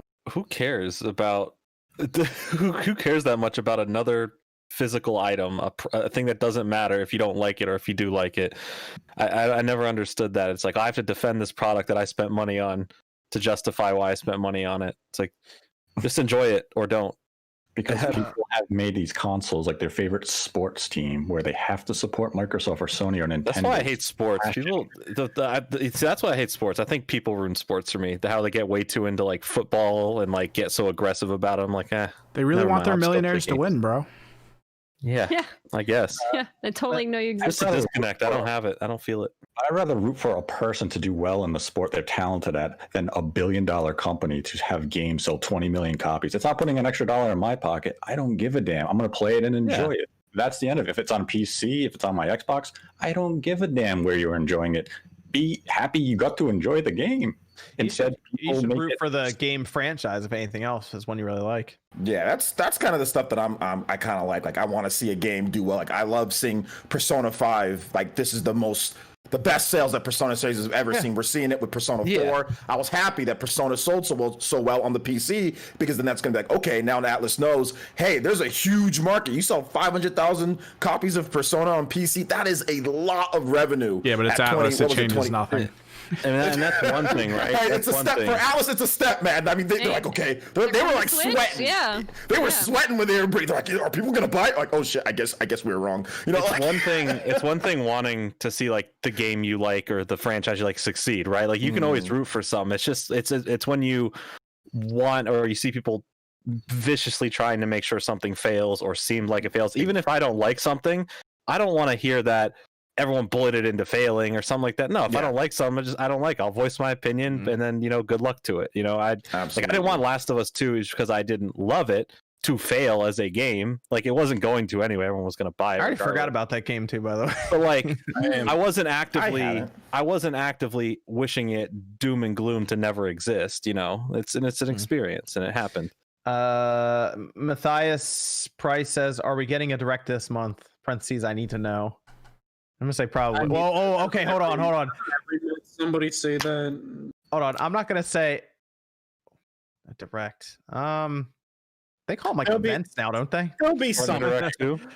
No, it's gonna be. So here's. I thought about this a lot recently, and I'm like, what if they did like a Pokemon Direct and then no actual Nintendo Direct this month? Would that like? I'm fine with that. How would that go over because they eventually got to detail the DLC.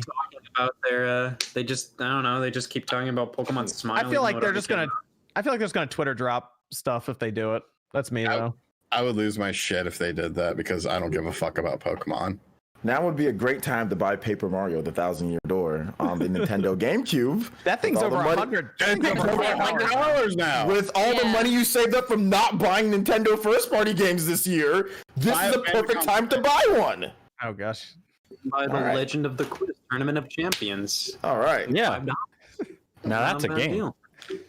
You can buy so many of them for the price of a $1,000-year door. Sean, were you making? Oh, he's not here. $1,000-year door isn't too bad. Was Sean making that slide this whole time he was sitting there? He probably just has them on hand. That's more Photoshop. He just wants to show off his Ikaruga shirt.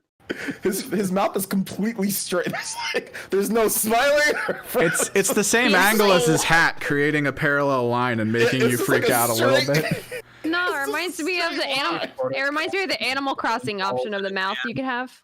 Oh gosh. The Animal Crossing mouth. Yeah. Kind of like the GoldenEye box.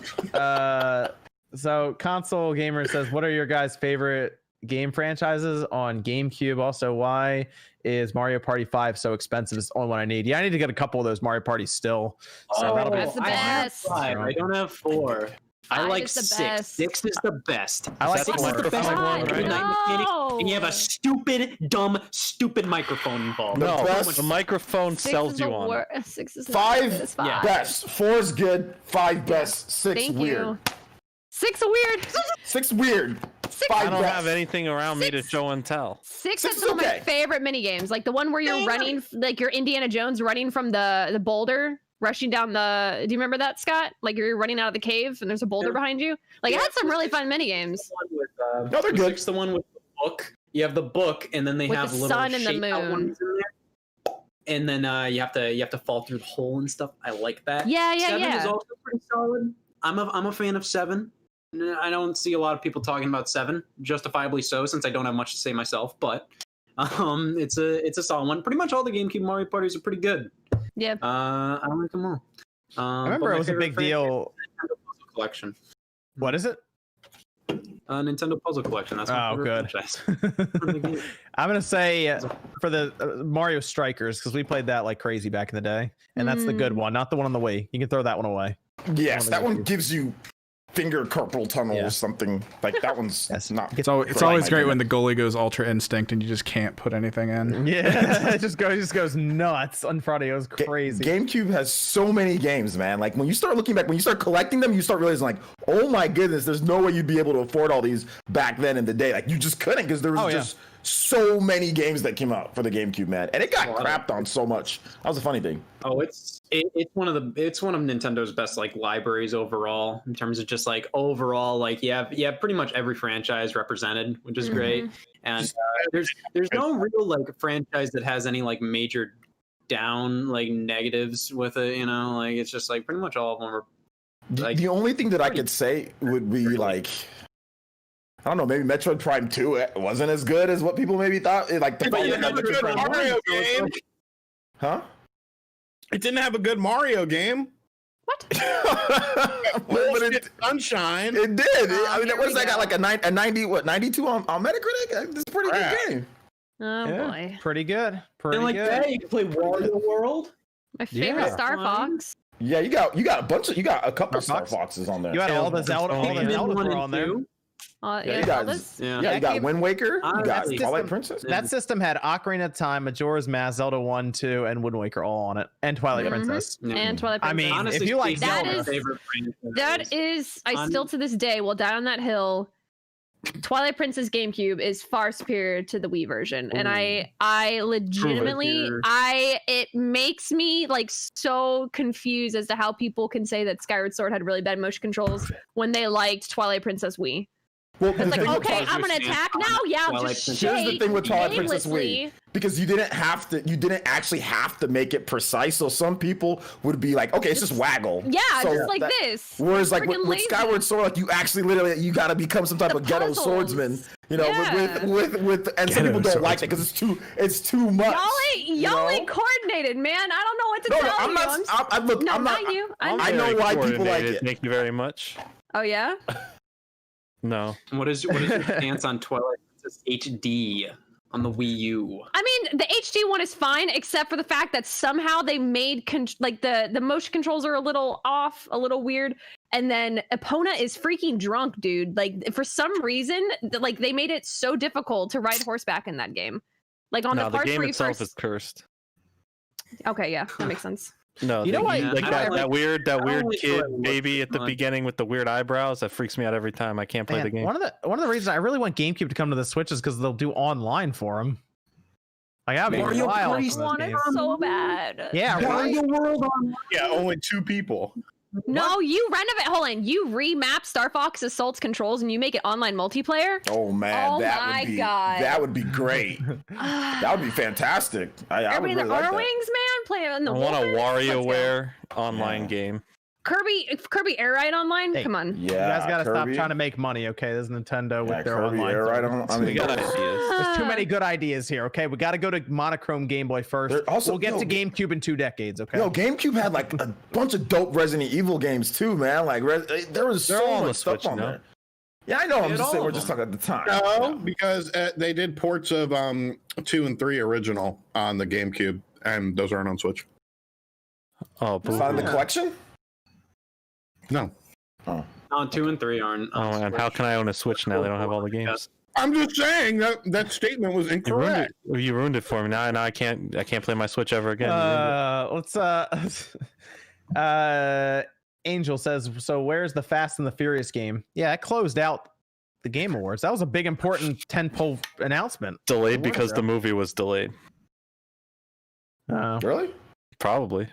Oh, okay. You have that info. You're like, inside info. I know you're a movie guy, Jordan. I mean, the movie got delayed, and then we didn't hear info about the game. I would just assume that they're waiting to launch it closer for hype. Yeah, I mean that makes sense. Waiting for Game Awards this year. Oh yeah, we get the second trailer. They could close it out again with Fast and the Furious. And Michelle Rodriguez comes back out, and she's like, "I love video games," and like, heck yeah, you do. Oh, is it Tekken? I hope the she Game plays a lot of Awards Tekken. is like how Tekken. I hope the Game Awards this year is like how they do all the announcements this year, and that's spread across 3 months.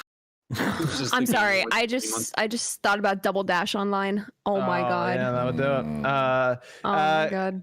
Console Gamer says favorite 90s, early 2000s cartoon show. Mine is X-Men because my favorite superhero Gambit is in it. Oh, Gambit. That's for Jordan. That's for Jordan, by the way. That's for me. A favorite 90s, 2000s cartoon. Yep, overall, of all time, of all time, it's Hey Arnold. Yeah. Okay. Hey Arnold is the best one for me. Arnold. I just love the ambiguous city life. So it's a great show. Then we have Wicked Grom says, I have 2 original Xbox kiosks, my favorite items in my collection. Also, I vote Scott being part of the cast every week. There you go, Scott. Thank you. I doubt I can do that, but I appreciate the sentiment. Brett says, any Wii U games you guys see becoming expensive? Ooh, that's actually a good question. Since the Wii U is slowly becoming a collector's item now for its game. Devil's Third. Devil's Third is already expensive. Yeah, it is. Yeah, it's already so Devil's Third for sure. If you got a copy. Wasn't there like that Gina Sisters? Wasn't that an expensive one? I don't know. Scott's like the expert on this one. Oh, Giannis. Yeah, I own nearly all the Wii U games. Let's see. Axiom Verge was one of the final ones. That was a limited run games thing. There's the final Just Dance game, which I don't think is going to be hard to find, but that's kind of a funny, quirky game to own because a Wii version came out after it. Let's see. There's like the Mario and Sonic 2016 Wii Sports Club. There's the original Bayonetta 2. I don't know if that's super rare now. Yeah, there's a few ones that are probably. What about what's called coming out soon, right? Shakedown Hawaii. It's already out. That'll probably be. Oh, it is out. Scott, I think you're right on that with Bayonetta. Like the original, if you can get the Bayonetta with 1 physical and 2, that one is definitely rare. That one. Yeah, Bayonetta. actually, I went to a retro game store recently that kind of specialized in import games. I already had Bayonetta 2, but I found it cool because they had the Japanese release of Bayonetta 2 on Wii U, where both games came in their own Wii U case. Mm-hmm. It came in this nice box and stuff like that, which is pretty neat. So yeah, but definitely the North American Bayonetta 2. That was originally pretty expensive. But then they reprinted Bayonetta 2 without Bayonetta 1 around the time Bayonetta came to Smash. So yeah, there's some fun, weird games for the Wii U that might kind of jump up in value, but those are kind of the main ones that might be also another one would be Fatal Frame. If you can get that one, Fatal Frame, that might jump up in price at some point. You're gonna have to import that from Europe, which that was weird because that only released via a limited edition. So it's already pretty limited. So you would have to import that. There's also there's some random stuff. Like there's like a double pack of like New Super Mario Brothers U and Luigi U. That's a little pricier. Devil's Third, like you said. I mean, you can get it for around like $40-$50 now, but for a Wii U game, that's kind of up there. So yeah, there's some pricier ones, but it's fairly affordable right now. I'd recommend striking now before it's too late.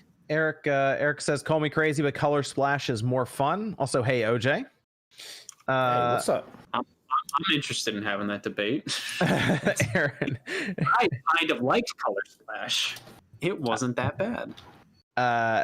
Aaron says, do you think the leaks will make Nintendo more private and stricter than they already are, since it is basically an invasion of data privacy? Those leaks came from like a third-party server, from what I understand.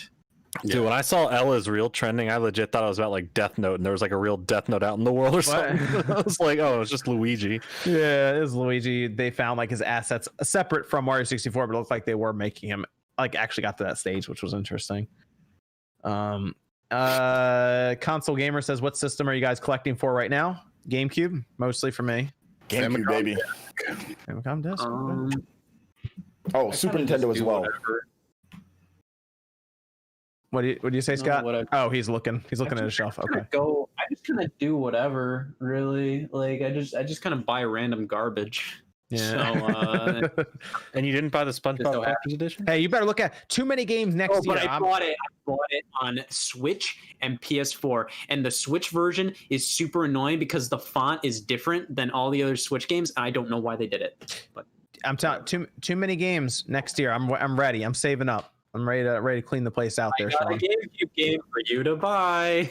What's that? Oh gosh, man! If I start getting into like the import stuff, it's gonna get out of hand. Okay, yeah, I already got in trouble looking at those demo discs. Exclusives. I don't really know of a lot of Japanese exclusive GameCube games that you'd really want to get. The puzzle collection is cool, but that's all that's really coming to mind. There's Doshin in Europe. So I'm actually interested in that one because it was all right on the DD, so I might be interested in that one. When is the Odama review, Scott? What was that? When is the Odama review? I feel like that would be very. I tried Odama, but it didn't. It just I couldn't get it to work properly. Dude, I just felt like a. I feel like an idiot. You could do so much with that in a video. Yeah, I was just screaming at a pinball army. Yeah. I don't know about that. I think I don't know. My game might be a little broken. I might need to get another one because like that's the only game that I really tried it with, and it didn't work that well with it. I think if I go to too many games, I'll probably look for one of the more expensive GameCube games. Like I was talking about that Pokemon box. I have to see it in person because I was looking at them on eBay. I'm like, I gotta be careful with these people. With if you don't feel like giving your kids an education, then you can buy Pokemon box. You know, the most useless amount of money you'll ever spend. How much is it going for these days? Like $1,000 a lot or something. I think it's like $1,000 now. Yeah, but it's like that's like the last piece to the GameCube collection for the most part. It's literally a nothing game. Are you really that close? Are you really that close, or is that just the last rare one? I don't want to spoil any collection videos coming up, but it might be one of the last rare ones for the most part. So like rare ones, top tier rare ones. NBA, NCAA, whatever the college hoops game, 2K3, whatever it is. I think I need a manual. I need a manual for it. I think. Oh, then you don't actually own it. No. You don't actually own it. I found this Sonic item, a supersonic breakfast burrito. It looks kind of gross. So nice. Marley Bob says, finally get to watch live, and the dream would be to smoke a cigarette and drink a Mickey's behind a North Carolina Sonic with RGT85. It does sound like a good time. It's a me says, tell Spotify to cut the check already. We're not even on Spotify right now. We still need to figure that out. We keep saying that and then we forget to. We'll figure it out. Nintendo Prime says, have a good night, you smexy people. Thanks, Nintendo Prime, for coming out. Appreciate it. We'll come back to the super chats and the Streamlab messages as well. But let's move over to our final topic before we do that. That's a combination of Halo Infinite and Xbox Live Gold, mostly because Halo Infinite was announced that it is going to be free to play for multiplayer. And Nate, I do recall this coming up. Am I mistaken here? Because I feel like this has been talked about on this podcast at one point and other podcasts from Rand for, feels like it's been a while, right? Been talked about since early July, late June. I feel like it's been a bit. Yeah, like I feel like it's been like weeks now that this has been mentioned at times about Halo actually being almost like a free to play game, kind of like how Fortnite and Warzone do it, where you just log in, you just play it, and it has a battle pass. That's what it sounds like they're probably going to try to do. That seems like a big deal for Halo, but what does that mean for the campaign then? Because the campaign would have to be a $60 value on its own technically, because they will still stock it in stores. So Halo Infinite is free. What do you guys think about that one? Also, Xbox Live Gold, $6 a year. I don't know. I think some things have changed with Xbox Live Gold. Dude, I want to talk about it real quick because like I thought that was like a pretty big deal, you know? That Halo it's going to be free. It's a huge, big first party game. And no matter what, like you think about the graphics or whatever the case is, it's still, you get to play Halo free to play. If this thing blows up, like let's say like Fortnite or something else like that, I mean, it could be great. It could be crazy for Microsoft, with the Xbox Series X. So I thought it was a pretty big blow to maybe like what Sony was going to do. Because imagine if there was like a really good Killzone game that was free to play at launch on the PlayStation 5, I know Sony fans would be ecstatic about something like that. So, I mean, I think like the people are downplaying it a little bit online, but I think when the actual game comes out and you'll be able to play it for free and you can market it that way, that's going to be big for Xbox to get people to at least jump into their ecosystem. And if they don't get the Xbox Series X, at launch, because it's going to be tough for most people to get at launch, they'll get into it eventually because they'll have that big game that you can play right there for free. Dude, Nate can play it on his VCR. Yeah. Nate, you gonna boot that VCR up for it? No. No. You're gonna get a Series X. I can't be the only one who thinks that this is fucking bizarre, right? You think it's weird, do you?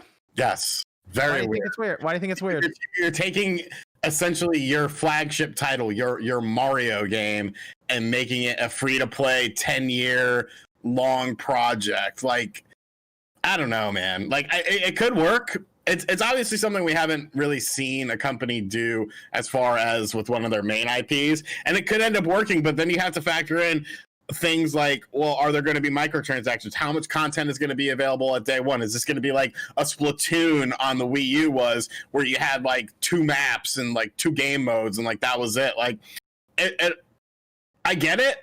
It's what Microsoft's trying to do, and I can respect that, but it doesn't sit right with me. It doesn't sit right with me. It's only the multiplayer, right? Yeah, the campaign you'd still have to buy. Like Call of Duty has Warzone free, and that's a huge thing too. Like, how much free advertisement they get from streamers? How many events they're gonna turn this thing up. They're gonna have Twitch rivals. They're gonna have this thing's gonna be promoted, well beyond just its initial launch, and they're gonna try to make the online multiplayer free aspect make up for, and obviously if they do microtransactions, or again, like they said, if they have creators and big names behind it, because there are a lot of huge streamers that are huge into Halo. Like, even just an example, Ninja started on Halo. They know they have a lot of power behind those people. So I mean, I think if they make it free and they see someone like Ninja playing it, they're gonna be like, oh, I want to play Halo too. I've never and then it's there's no pay to entry. It's like Fortnite though. You don't got to pay. It's a huge, and you don't got to pay, and you can just play right away. And you don't need an Xbox Series X. You just need any Xbox works, and they want to grab you. That's what they want. That's what these free to play games do. They know eventually if you keep playing, you're gonna spend money. Warzone's nobody's gonna buy. Well, we can just play the normal call. No, people are spending money on Warzone like crazy. That's that crap. So I mean, people will do it. Fortnite does it. There's so many games that are successful free to play, big games that turn from not free to play to free to play and have had crazy success. So I do wonder what how far they'll go with microtransactions though, Sean. You're right about that. As far as I know now, they're probably gonna do a battle pass, but it does make you wonder, what are they gonna have, Halo bucks instead of V-bucks? I mean, I don't know. It's very strange to me. And I said, it could work. It's just my opinion. They just want you to get on in their ecosystem in some way, because if you do, and then you might look at Game Pass at some point, just kind of browsing through the menu, you might be like, it's $15 for Ultimate. Maybe I'll check it out. And then you can play through xCloud as well on your phone if you want. Well, you don't even need an Xbox. I can have xCloud on my phone with Game Pass, and I can play Halo Infinite. Yeah, but then it's technically Halo. Yeah, but Halo Infinite is technically not free then, because you have to have Game Pass Ultimate. But it is, I mean, no matter what the game, fine, I could play the multiplayer. That could still be part of the thing. I can play it on my phone. If my only microtransaction is cosmetic, then Microsoft doesn't care. That's what I would expect it to be. That's the whole game plan, is for you to sit there and say, I get this for nothing. I feel okay putting in $15 to get this gun skin. And that's the whole scheme. It works out well. That's how they make money. That's how Halo 5 made so much money for them. It's a brilliant idea, but it has to be. That game wasn't even that good either. That's crazy. Yeah. Halo 5 made them a lot of money. It didn't sell extraordinary numbers, but the long-term fan base was buying cosmetics. They were investing in the game.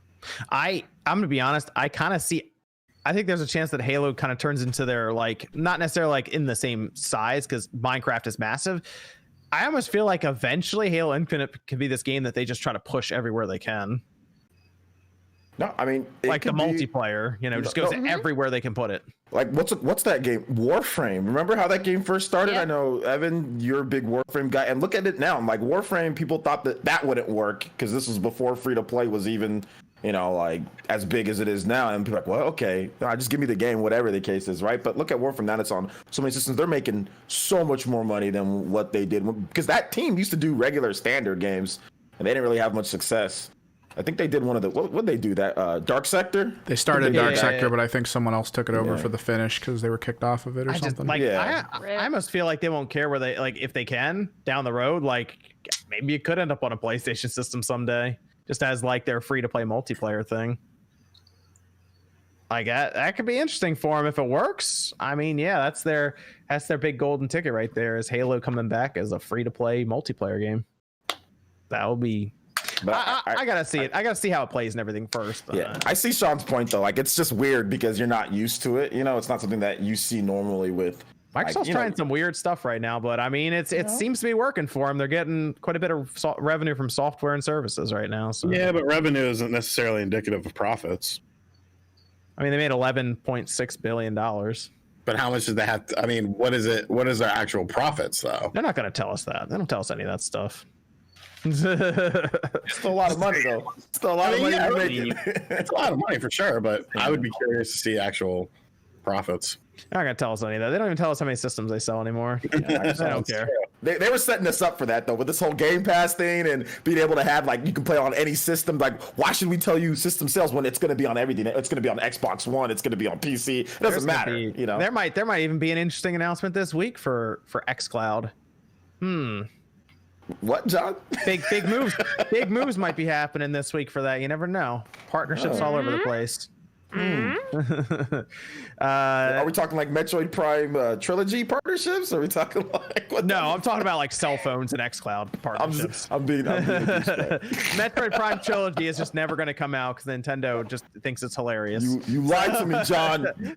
Nintendo's like, Nate's never getting that mod status back. It's never happening. Never happening. Scott, you running Halo with us when that drops? Probably mostly me. Mostly me. No one else logs on. No one else signs in. He looked like he wanted to say no. November 2020. Yeah, so. Is it only with controller? Is that how it's mainly played? No, you can still play keyboard and mouse. But it's gonna have an orbital aim assist most likely because it is Halo. So with mouse and keyboard? No, or you mean controller? Just, okay, I was gonna say mouse and keyboard if you have the adapter that makes a mouse and keyboard look like an Xbox controller. Oof. Just plug in the controller. Roll. It's not a big deal. Oof. I'll play if you guys teach me. I'll play Halo with you if you play Panel de Pon on SNES Online. That's easy. I'll do that. Oh, wow. Sean knows. We'll roll some Halo, Sean, right? Yeah, sure. On with. Thank God.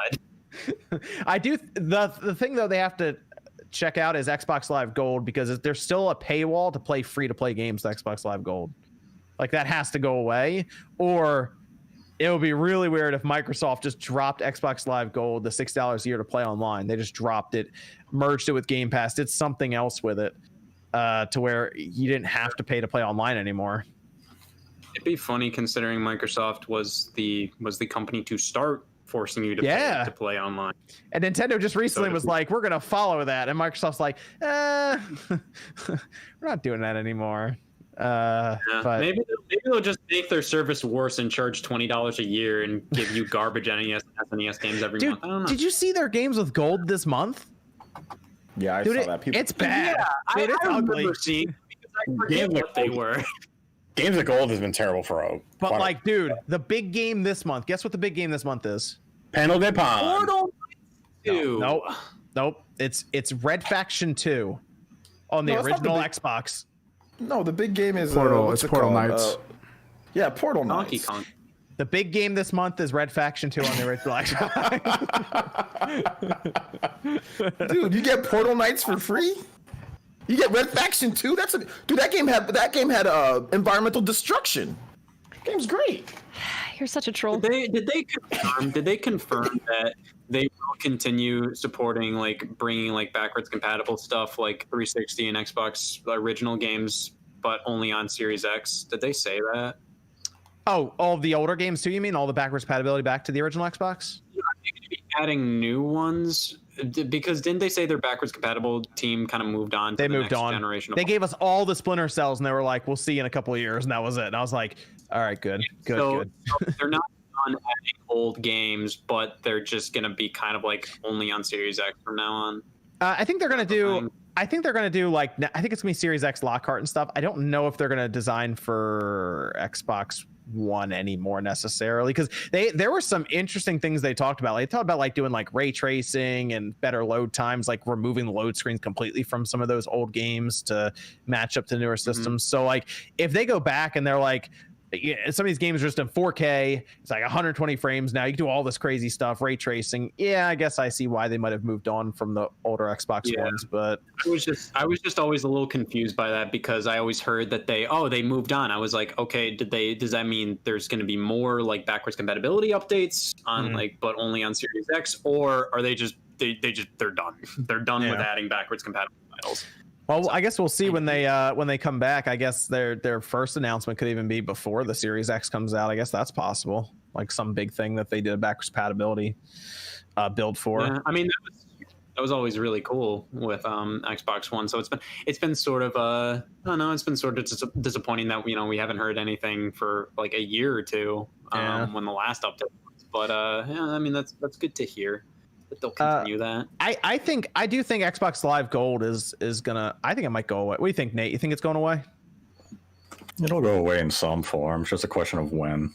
I think it's gonna change and alter. I think that's before the Series X comes. It has to be before Halo Infinite comes out because they're like, oh, it's free to play, but then there's like an Xbox Live Gold paywall in front of it. Oh, they're free to play. They're the only console that does it, is that you need to pay $6 a year to play 8 Fortnite or free to play games.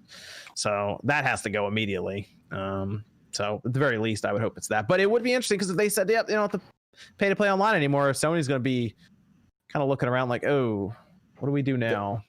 Here's the thing why that's big too, though, is because it's like a lot of people, I know we're like core gamers, so we get caught up in like all like the Sony first party and stuff like that. We want to know what they're doing, but so many people just buy like Madden and FIFA. And like, if you can play it free on Xbox Series X, that is a huge advantage, no matter how much people want to not say that it's not. It is, because it's like, why pay for the online when you can just get it on Series X? Oh, see, you bought an Xbox Series X. You're in their ecosystem now. There you go.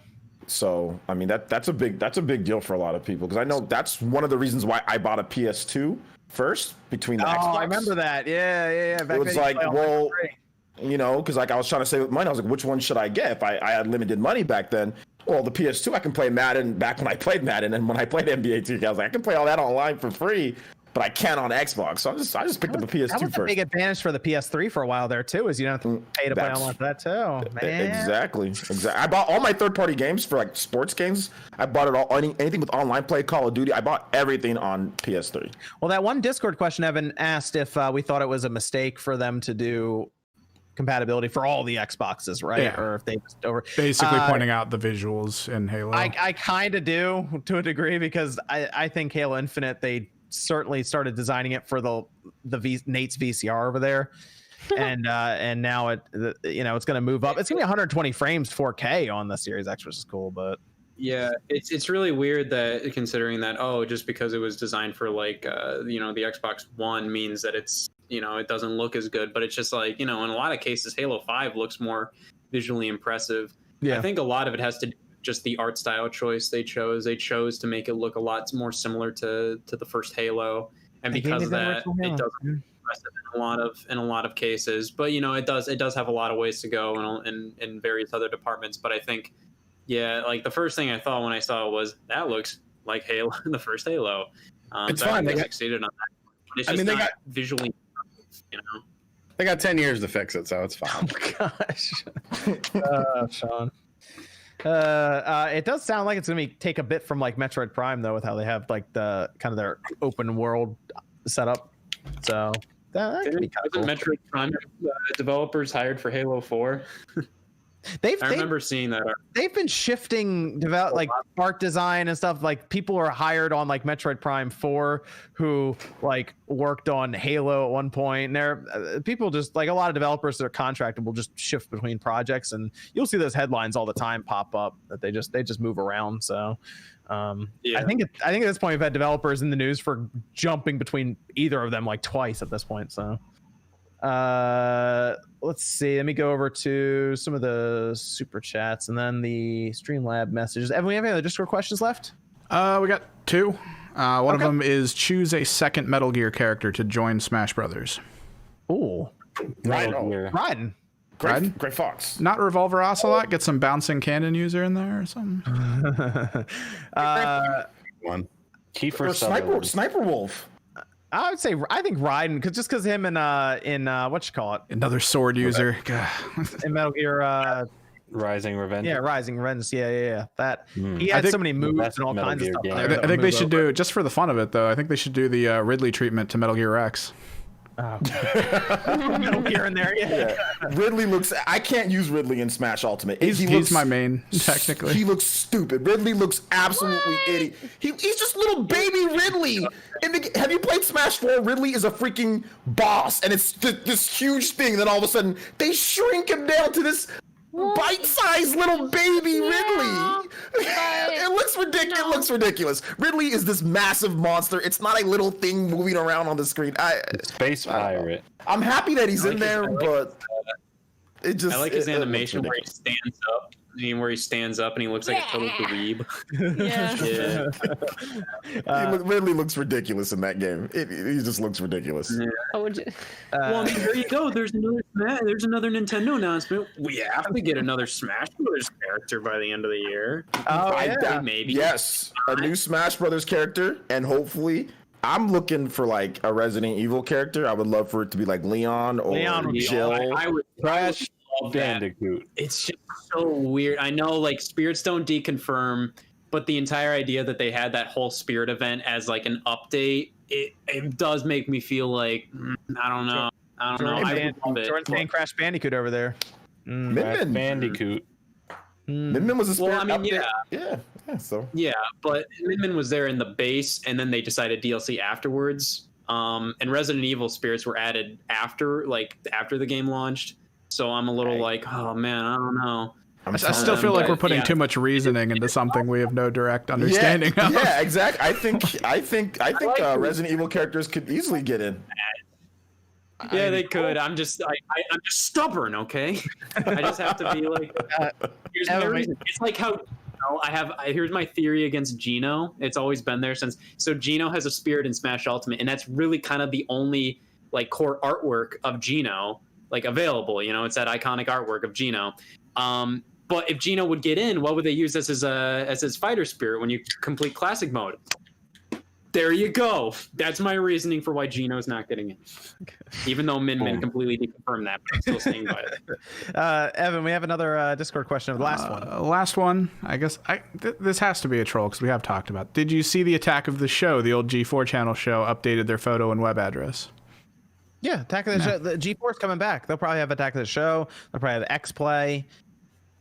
Probably have reruns of Cops and Cheaters. Dude, Cheaters. I'm in for Cheaters. So I'm in for Cheaters. Bring it back. Or they could do one of them should be pretty easy. They'll do Attack of the Show, X Play. They'll do Icons, and then they'll probably do Cinematech. Those are the four that'll probably be easy for them to do. No judgment, no reviewing type of show.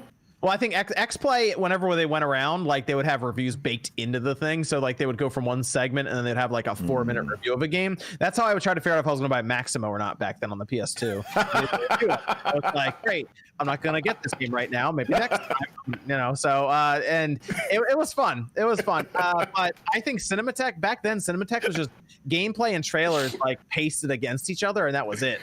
That's easy.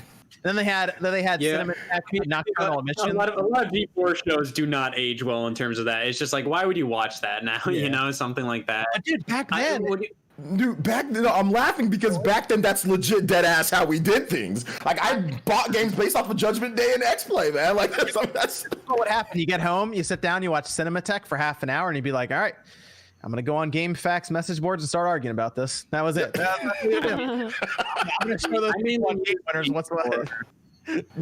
Game Revolution 2. I mainly use G4 as a reliable way to watch E3 because then you wouldn't have to worry about buffering or anything like that or any problem with that. There. Yep.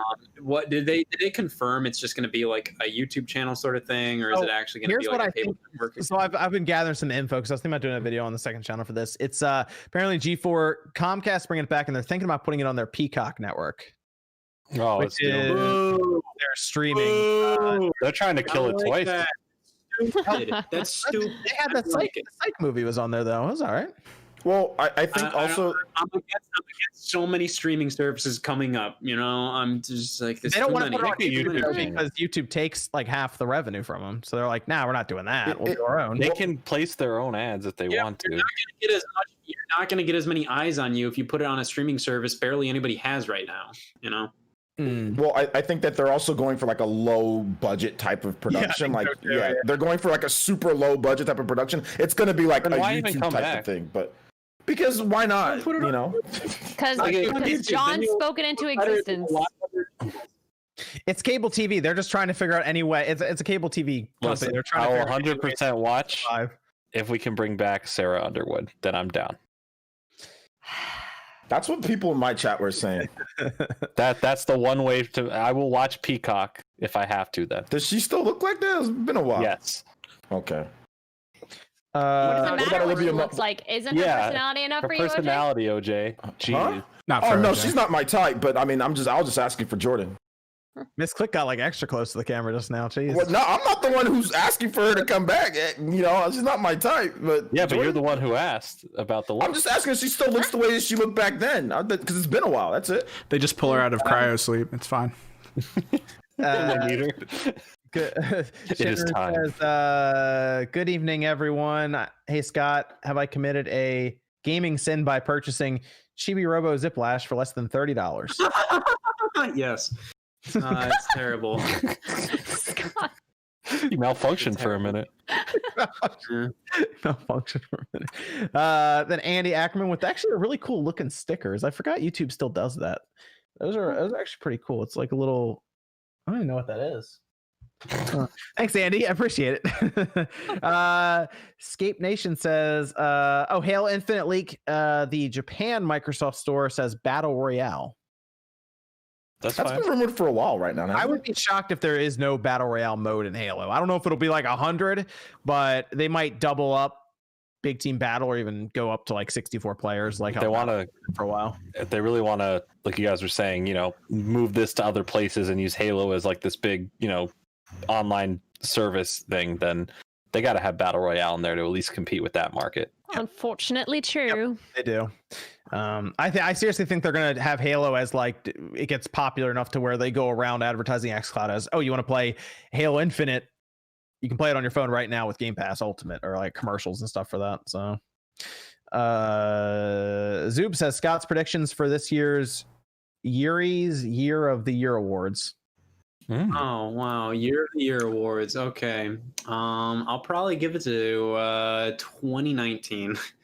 It was definitely a slightly better year. Aaron says, "Am I the only person who writes to both Sony and Level 5 begging them for Dark Cloud 3?" Yes, I used to do that until I realized that it was a waste of time because they will not respond back to you at all. Hey, if Dark Cloud 1 was actually the Zelda killer it was advertised about, you know, maybe. Dude, I used to get into some vicious arguments back in the day on that one. What was the funniest magazine cover looking back on it now? It was like killer right on the front. Oh, the Game Revolutions boards were lit, man. People were going back and forth. People said Sony sold 5 billion systems, so Dark Cloud's gonna outsell Zelda. People think Twitter and stuff are bad now for console wars. Man, it was some wild stuff back then on like even if it was dial-up, didn't matter. You'd be waiting there for that person's response, like I dare you to say something back to me. You'd be waiting there for. Dude, it was some wild times back then. Take you out my top 8 on MySpace. This is before MySpace, dude. Yeah, this is even before. This is before social. Yeah, this is like post on. This is what happened. We get in an argument with somebody on like GameFAQs, right? Be yelling back and forth, you know, through like. We didn't really figure out the all caps thing yet either, so we were just typing normally. But like, we would get to a point where we'd be like, you know what? That's it. I'm posting this on my GeoCities. I'm gonna show them what's what. That's what happened. You had a really exciting life dude, back in those days. And you know how you'd get it back at them? You'd go and sign their guest book. That showed them. Everything all got funneled to N4G though. At one point, a lot of that talk all got kind of funneled towards N4G, and it just raged on from. That's when I was like, I'm out. 30 right now. You know exactly what I'm talking about with that. Yeah, I know what you're talking about. See, people in the chat now. Nick says, "What's your guys' take on Summer Game Fest so far?" Well, we're still in phase 1. I'll tell you this right now. Black Keely coming back. Black Keely's coming back, and we taking care of this Summer Games Fest, bro. Oh no. I honestly I've barely been following. I just kind of go and I just kind of read the recaps of what happens. It's not worth it to me. I want everything consolidated into one good week. Because everyone just miss E3 now. Because I think I miss E3. Oh yeah, you don't really need the press conference, but not the press con. I mean, like you don't need the event, but I feel like kind of consolidating everything into 1 week kind of makes things a bit more. I was gonna say the timing. Like if everybody was able to have everything ready in a week, and then they had like a whole bunch of like directs or online presentations, I think it'd be exciting because it's like you're looking forward to it. It almost feels like a holiday of some sort. But just no one was like necessarily ready to have things at a set time, so it's kind of like you get lost with every new announcement of like, hey, we're gonna announce more things, and it's like, how are we not on phase 2 yet? And our stuff gets leaked, right? Like Tony Hawk, Yeah, everything gets leaked now. I understand why some companies would consider not doing E3 because they want to do like, let's say E3 happened this year, but Sony backed down. They wanted to do their own thing. Obviously, we're going to hold an event in May or July or something, because then they have the entire day to themselves and they don't have to compete with other companies. But the problem with that is like, competing with other companies really makes you stand out that much more at E3 if you have something really worth looking at. And it just kind of makes the disappointment even that much more greater when Ubisoft decides to have an event in July and they have nothing to show, which is what happened this year. So I don't know. I do like everything kind of going in one line. I just worry that this year is going to make a lot of companies think that, we should do things this way. And I don't know if I really like that. Apparently the numbers were up for all of them too. So that's kind of a problem because now they're all going to be like, we can just do it on our own. What else do people have going on the Ubisoft day? They might as well just watch a Ubisoft event. I don't think that shows anything. Everyone, it was the only thing going on. Everyone was. I watched the whole thing. I mean, stuck at home. Even if I didn't like it, and I don't like the Summer Games Fest thing. I mean, I'd rather have it than not. So if the E3 wasn't going to happen, whatever. So I mean, it's something's better than nothing. But obviously, it would be great to have E3 back. But if we can't, that's cool. I mean, I commend Keeley for trying to put this together. What is going on with Ubisoft aside from all the terrible things that they're getting outed for right now? Okay, we want games from them, right? Yes. Do we? And they go, hey, okay, here's what we're at. Hey, we want a Splinter Cell, and where's Beyond Good and Evil? Okay, we understand. So we're making a television series and a movie. But what about the games? Eventually. But here's a TV show and a movie. Cool, that's exciting and all. Where are the games? I don't understand where their first thought of let's get these games shows out. Games someday. Ugh. Splinter Cell Evil thing reminded me of like Mighty Number 9 when they announced the animated show before they had like any new information on the game. It's just ridiculous at this point. It's like, cool, I don't even care about Watch Dogs. You have like nothing. Far Cry is cool visual. It's just gonna be another Far Cry game. Like, I don't know. There's really nothing exciting coming from them. The chicken guy from Breaking Bad. That's great. I'm sure the acting is great. Okay. I'm sure the acting is great, but I'm sure it's just another Far Cry game. No, I know. The acting's gonna be on point, though. The acting's gonna be god tier. Bank off of a good villain. He's gonna be a really good villain. Oh yeah, it's gonna be great. That'll be the only reason to play through it. But like, what else do we have from Ubisoft? Like Assassin's Creed's hit or miss. Some people dig it, some people don't. It's probably nothing too new. They got to go to Japan with that, Jordan. They're going to next. Assassin's Creed is dead. After Ghost of Tsushima came out, it's Ghost done. of Tsushima made the perfect version of it. It killed.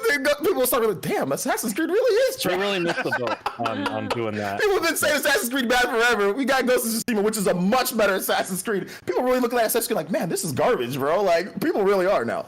I've been saying this for a long time. Assassin's Creed isn't good, but can we get a new Rayman game? Can we get like there's a laundry list of games that just have disappeared. Can we make Rayman? But thank God we're getting Watch Dogs Legions. Oh, let me tell you, I cannot wait to not play that. We have Shalaris says taking a break from Destroy All Humans to send some love to the SpawnCast. I have to play that. I'll play that this week. I played the demo. Yeah, because I put the demo out. Yeah. Yeah. It's all right. More of that. Game. I mean, it's Destroy All Humans. I like that game back in the day on the original Xbox a lot. Lucas says, I watch all of your guys' stuff. Just want to say thank you. Also, watch out, Scott, because I'm gonna break your wall touch world record really soon. Okay, there was an awkward pause there. I thought you were trying to read there was I was wall. curious where this is going for a second. I was like, hold on. Well, okay, touch roll. Okay. Context, I put a video on my second channel 3 years ago that was like, hey, I'm gonna break a world record for the world's fastest wall touch. There you go. And that was it. So that's the reference. That was insane. Thanks for referencing that, bud. What's the record though? Is there an actual record for that, or? He has the record now. Let me see. I wrote down the time. Let me see. Okay. Does the judge need to be present to break it, or? Yeah. Don't you need to have like a stopwatch and like it needs to be more scientific? 18 milliseconds. 18 milliseconds. Okay. I would say you cleared that wall in 15 milliseconds.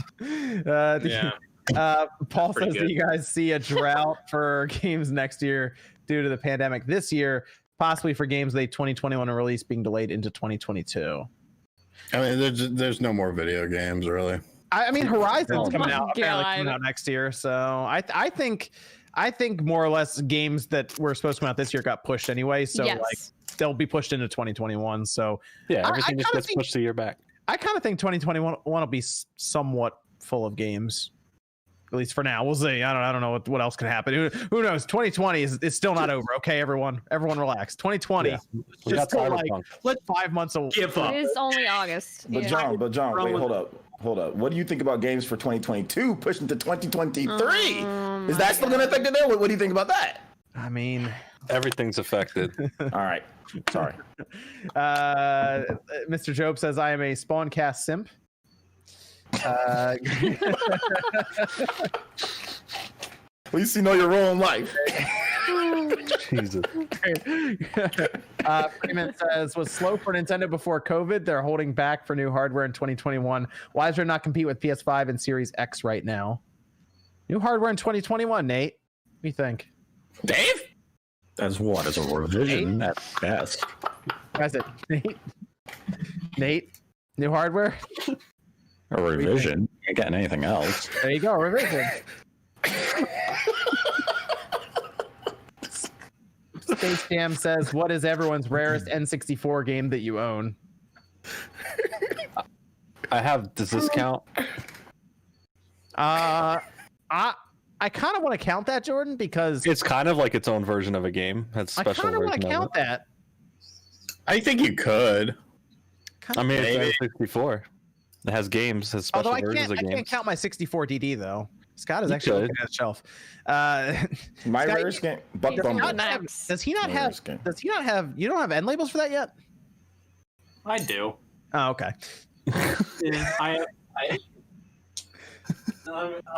Does 64 DD count? I have one 64 DD game. I was gonna count it, but I can't count mine. So. Okay. Well, I'm back.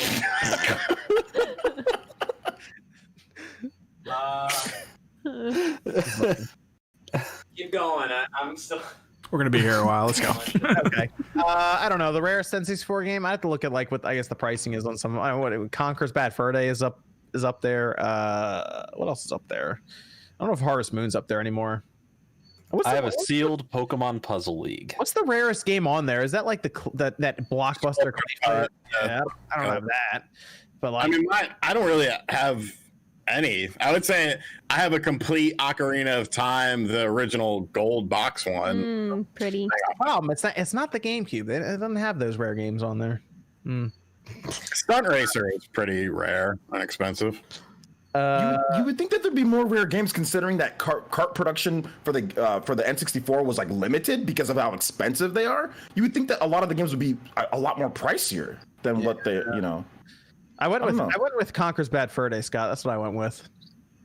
Do you count games that aren't necessarily rare but boxed games? Because I have a lot of boxed N64 Really? games. You have a lot of boxed ones? Yeah, it's a weird console that I consistently buy boxed stuff for. I have Smash Brothers. I have all the Mario parties. I have Castlevania Legacy of Darkness. Those are all boxed?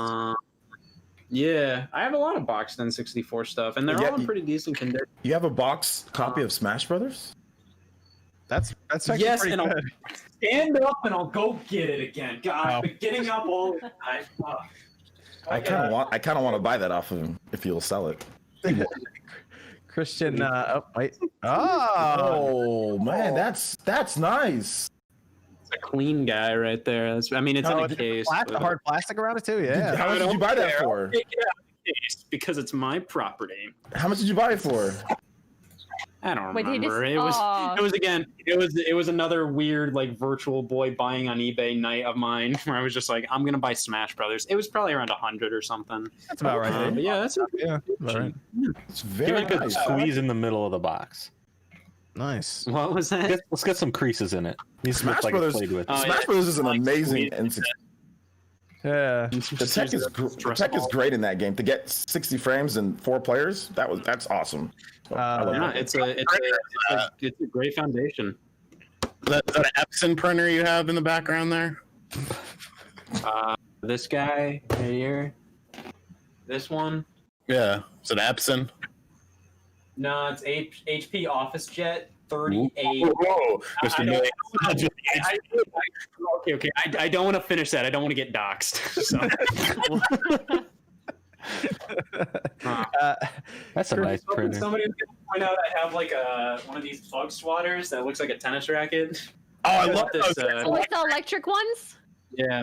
I bought it for $8. Buying milk. And I was just like, yeah, it's a tennis racket. They work. Yeah, no, they're great. What have you? You just got it recently? We used to. I was buying those at the old store.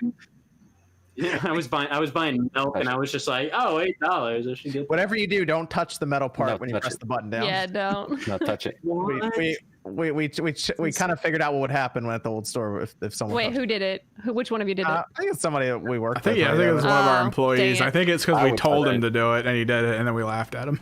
Yeah, I would have done it. I think they got stuck to it for a second, but eventually they got their hand away from it. Christian Sosa, no message. Thanks, Christian. Joe says just got some bubbly. I blame you, Sean. Hey, the bubbly's good. Ooh. Delicious. Bubbly is very good. Then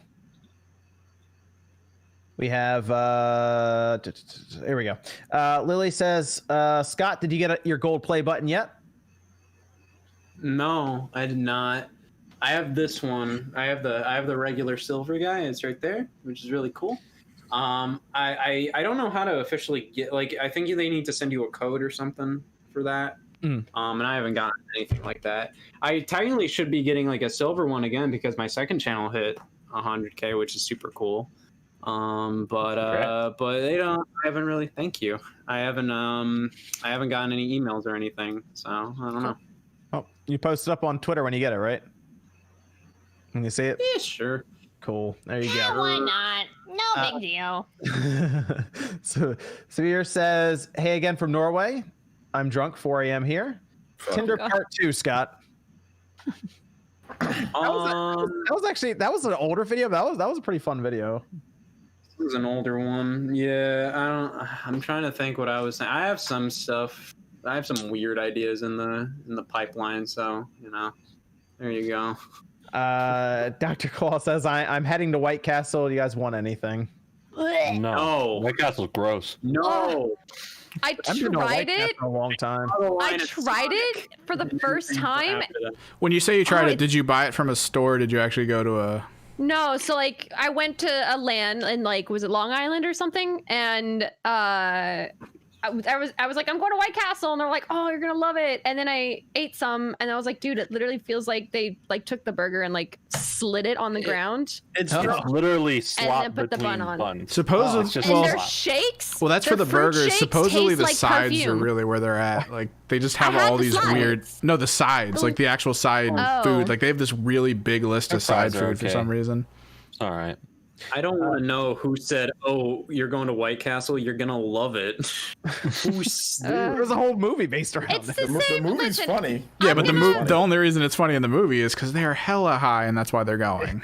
I'm gonna start. Well, yeah, if it's like 2 a.m. and it's the only thing open, like I get it, right? I'm gonna start the same thing. Like In-N-Out's not that good either. Like I've tried both of them in the last 2 years, and I've had it. I'm like, I haven't But tried it. Whataburger is where it's at. burger's okay. Swift They X got good Miles chicken. says, I got Eternal Darkness. Should it get a remake? Sure. Sure, why not? A remake or remaster, whatever makes them actually do something with it. I don't care. Yeah, sure. Do something with it. Put it on the Switch. That would be cool. J2 Blue says, what do you guys think the next Switch will be called if it is the Switch? Swatch. The Swatch. Oh gosh. I don't know. They're probably the new Nintendo. No, that'd be a revision. Switch right? U, man. Obviously, it's gonna be Switch U. Switch U. Oh, The new Switch. I wouldn't put it past them to call it that. New Switch, so you know it's the new one and not the old one. Yeah, the new Switch. Stoney says EA makes Super Mario Party 2 where you can buy a bonus star for $5. James says, "What is that's how we're gonna get Super Mario Party 2? Why not?" James says, "What is the best way to upscale from composite 8-in 1-out splitter to a 4K TV? Can you use a home theater receiver?" How do you go about that, Sean, on your TV with your older systems? You got that RetroTink, right? Yeah, I just use the RetroTink. You plug in whatever into it. It does composite, component, and S-Video. Okay, so that'd probably be the best thing to look at first to start, see how it goes. And then Devin says, "What happened to 007? GoldenEye? I don't know. There's probably some crazy amounts of rights like around that to get that actually to happen." Maybe just like James Bond games in general. We haven't had one since like Legends in like 2012. Yeah, it has been a while. You're right. Yeah, that one flopped, right? Legends. Oh.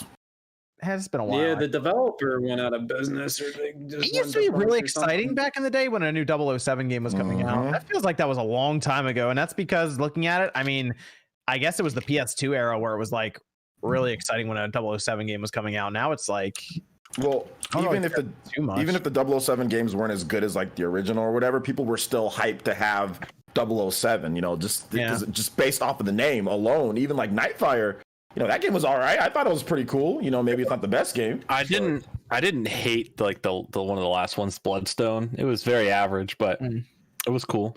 I liked the GoldenEye remake, even though it wasn't a remake. I like that game on the Wii. I liked it too. You know, it has fans and it doesn't have fans. You know, some people. I thought it was okay. I liked it.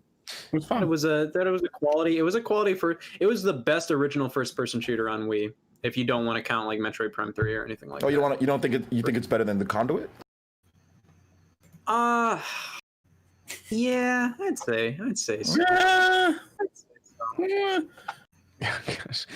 Miguel, We got some hot Conduit takes here tonight. Miguel says, "Who's pre-ordering an Analog Pocket?" Everyone. I'll forget. I am. I'm pre-ordering that thing. Everyone I've talked to is excited about it. Do they take PayPal? I don't know. Yes, sure. Why gotta yell? I'm just asking. Yeah, I assume they do. Yeah, I'm pre-ordering. I'm trying to. The big question is, which one are you getting? Which color? They have the black, and then they have the white. That white shit out of here. Both, baby. Both. I'd probably get the black as well. I like they have like the clear case too. That was pretty funny. It does look cool. Can you get like the dock with it too, or that's later? I think it's coming out all at the same time. So we're just pre-ordering everything right now. I'm getting the dock system, of course, all of that. Oh yeah, the clear case, the hard case. It doesn't come with a power brick though. People need to realize this. Doesn't come with a power brick. Get to buy one. They don't take PayPal, according to Ken Buck 2. Don't you have your business PayPal card? No. Just use that. Okay. What were you saying, Scott?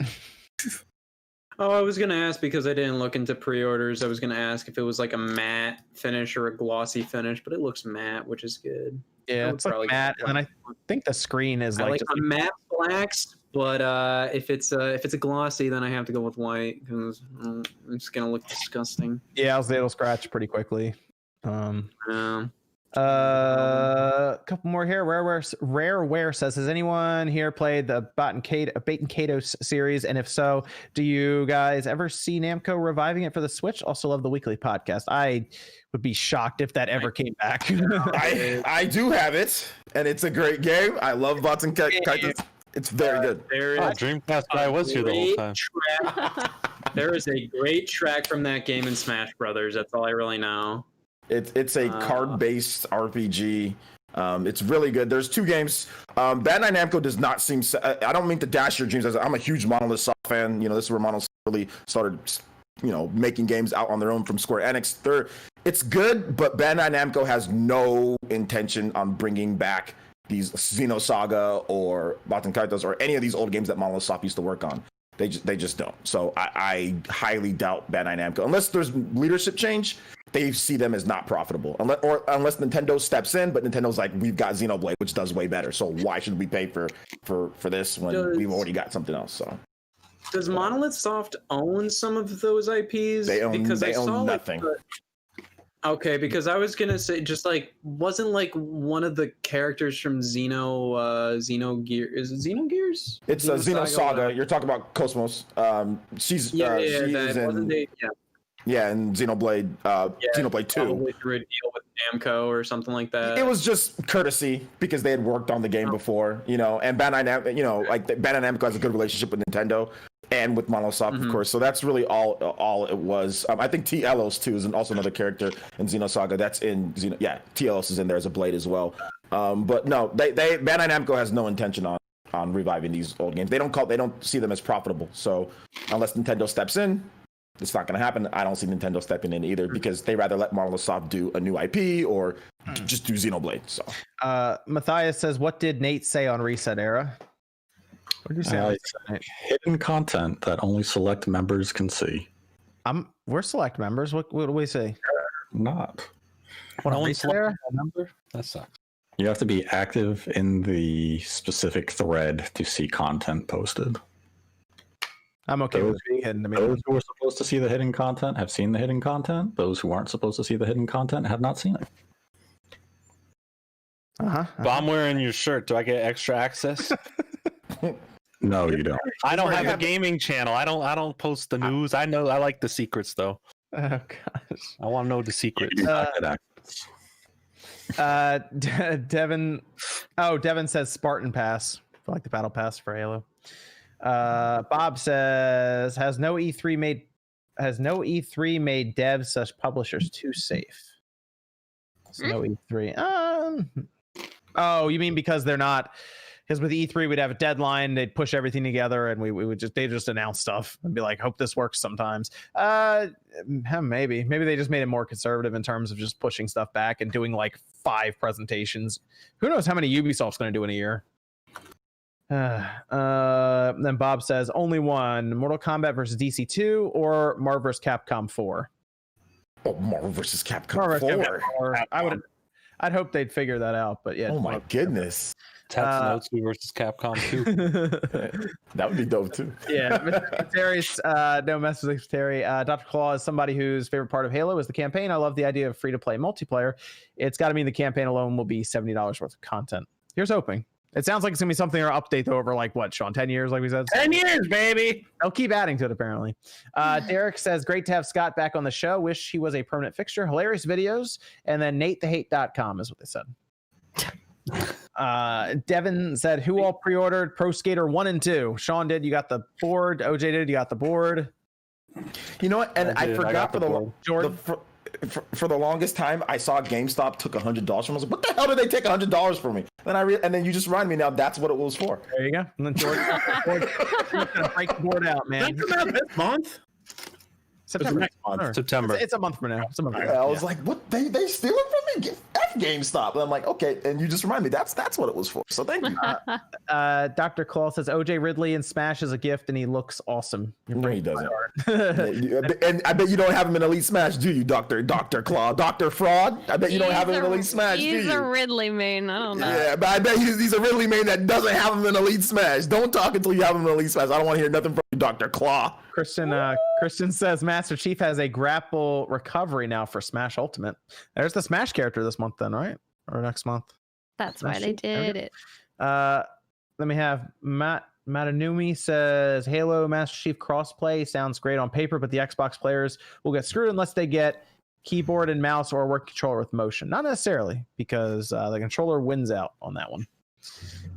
Jason, no message. Thanks, Jason. Or it was supposed to be something, but it's like one of those things where like the emoji thing didn't load. Amiibo fan says, I bought Ziplash Day 1 full price. I think that's for Scott. That's Ziplash. That's fine. That's disgusting. Jason says, I did the same thing. Me too. I just want to be a Is that it? Did you pre-order that game, Scott, back in the day? I just walked into GameStop and I said, can I get Chibi Robo Ziplash? And they looked at me funny. And I got it. See, I did mine the right way. I ordered it from Amazon, and no one had to know. But then the Amazon employee that packed it in, they were like, "Oh man!" It's all robots. Oh, thank God. Jason says E3 needs to come back. These companies just ain't doing it for me. Flashy says, if G4 asked Spawnwave to do Monday through Friday 30-minute show, would you do it? Nope, because I wouldn't own the show. Eric says spinning Spinning chinchilla jutsu. Thank you. Capone says, I heard Elden Ring will be 60 frames per second. Can anyone confirm? I've not heard that, but I wouldn't be shocked if it's set up for next gen. Flashy Gremlin says Dexter's Lab and Powerpuff Girls game for Switch, please. Okay. Mildly specific choice. Maybe. Third party direct, partner direct. Okay. So I think we're going to finish up here in a minute. I do have to go over to Streamlabs still. Dr. Claw says, what do you mean White Castle is gross? Y'all are gross. Vanessa says, thank you all for another great SpawnCast. Batman the Animated Series, best 90s cartoon. That is a good one. Not wrong. That one was really good. Dre says, Scott's room tour when? P.S. Love the show. I kind of made a video that's sort of like that. It's like video game collections, right? And you kind of went around. It's just talking about game rooms as a whole. There's not really much. There's walls. You got the shelves back there. That's about it. Oh, don't forget the OfficeJet printer. Yeah. Yeah, HP. That's all I'm willing to say, though. That thing's a load-bearing printer. I have a Google Home here. That's pretty fun. I can tell. Hey, Google, turn off the lights. Watch this. Watch this. Oh my God! Right? Hey, Google, turn them back on. All right, let's see if it actually works. Pac-Man Fever by Butler and Garcia. Pac-Man Fever. It's gonna play Pac-Man Fever. Hey, Google, stop. All right, just move on. Just your neighbors in the middle of the night. Like, why is I have a candle going. It's fun. What great. Mike F says great SpawnCast tonight, guys. Pro says Scott should try to play Fire Emblem 3 Houses. Oh, I'm sure that would go over well. I have some Fire Emblem games. I have Awakening and Echoes and Warriors on the new 3DS. So I can try to play that. That'll be funny. Mushwork says, so I'm a Reset Era member, and I post the Nintendo Direct thread from time to time and posted recently. Shouldn't I have seen the hidden content of yours, Nate? I've even replied to the post. The call out. No, you should not. I've said it that it has to meet certain requirements to be seen. What are the AKA, requirements? he doesn't like you. What are the requirements, Nate? Let's hear it. Mushworks is asking. You have to post in the Nintendo Direct speculation thread 1,000 times. I have a feeling this is okay. I have a feeling that all Nate did was just post the hidden, type out hidden with the right parentheses, right format, so it looks like he hid information he didn't. Yeah, it's in bold. See, I wouldn't have even known any of that unless I had typed it out myself. Hey, So, Scott, what flavor is that candle? I got coconut water and palm leaf and Midsummer's Night, and then I also have some other ones. Follow-up question: how many candles are next to you right now? Okay. 5. Clean cotton, and then we have Simply Sweet Pea, which that's for special that smells pretty good. Yeah. Yeah, I like that. I just tried out the Midsummer's Night one, which is pretty good, but I got some Woodwicks here, which are pretty cool. And we have a Coastal Sunset, which I don't know. That's pretty good. I like. Does that. it smell different than like a regular sunset, or? Yes. Yes. So yes, it does. Okay. So is your second channel like set up perfectly for a candle video, where you just go through the different candles? I mean, I could if I want to, but weirdly enough, I'm not. I'm passionate about it, but we'll see. We'll see. It's an off-camera hobby. Got it. And this is a vanilla bean. I like vanilla. How many candles do you own right now? 1, 2, 3, 4, 5, 6, 7, 8, and then 9, 10, 11. Oh, I thought for some reason I was picturing like 100 something. Yeah, I thought you were going to go triple digits. Yeah, a waffle coffee cake. Well, no, not a waffle. Walnut coffee cake. No, 2 very different things. Yeah. You don't want to get the candle community off after you for that. Trust me, they're crazy. Oh. Luca says, what do you guys think of Grounded, #1 on Steam? Sean played it for a little bit, gave up. I think that was the extent of it. It's doing well, though. You got to play it with friends. It's not a single-player game at all. Migs says, talking about, Xenoblade Pyra is waifu. Santos says, with some of the quick news out of the way, Stone Cold didn't actually hit Spawn Wave on the head with a steel chair. Oh my god, it was Stevie Richards. Said it cut on my head. It was there. It's not there anymore. Nice. Ziljan says, I think Halo honestly is better as a service. 10 years is easy for an esports title to last. And the free multiplayer to play and no paid online means they are really pushing for the esports scene. Look at CSGO. I'd also say look at Rainbow Six Siege. That's another good one. Darren says, I just bought the Lego Nintendo set. Very nice. I might check it out. I might go look on their website, see if they have them back in stock. So I might try to pick one up. How long do you think that takes to build? 25 minutes. Probably. I would say like what, 2 to 3 hours, maybe at the most. Maybe that's a big commitment. Yeah, that seems. Well, I mean, it seems like it's a pretty complicated guy. I don't know. I have a short attention span. I've never put together one of those big boy Lego sets, so I don't know. What was the most popular one back in the day? Was it the Death Star? That's what I remember all the kids were getting. The year.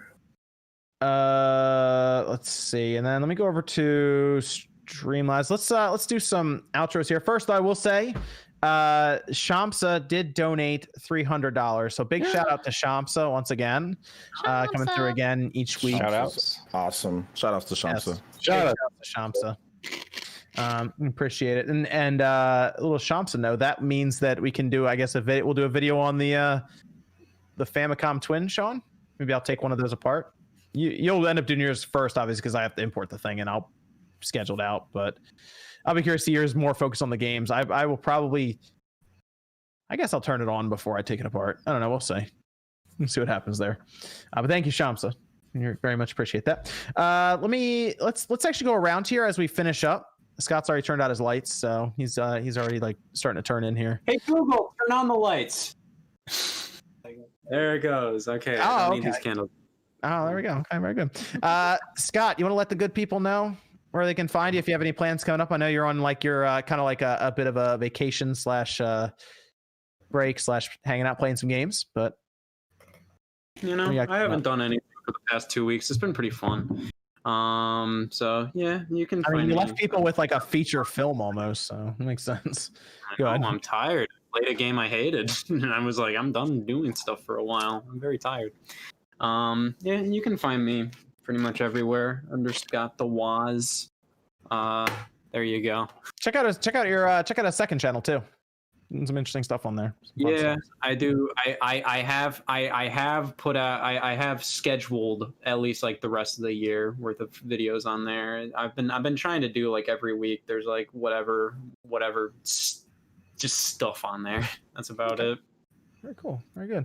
Matthew Hammond over at Streamlabs said, you may want to consider setting up an alternative to Patreon. If you use it, they may be in financial trouble due to an influx of arbitration cases at $5K to $10K per case. Interesting. We'll keep an update on Patreon. Rip.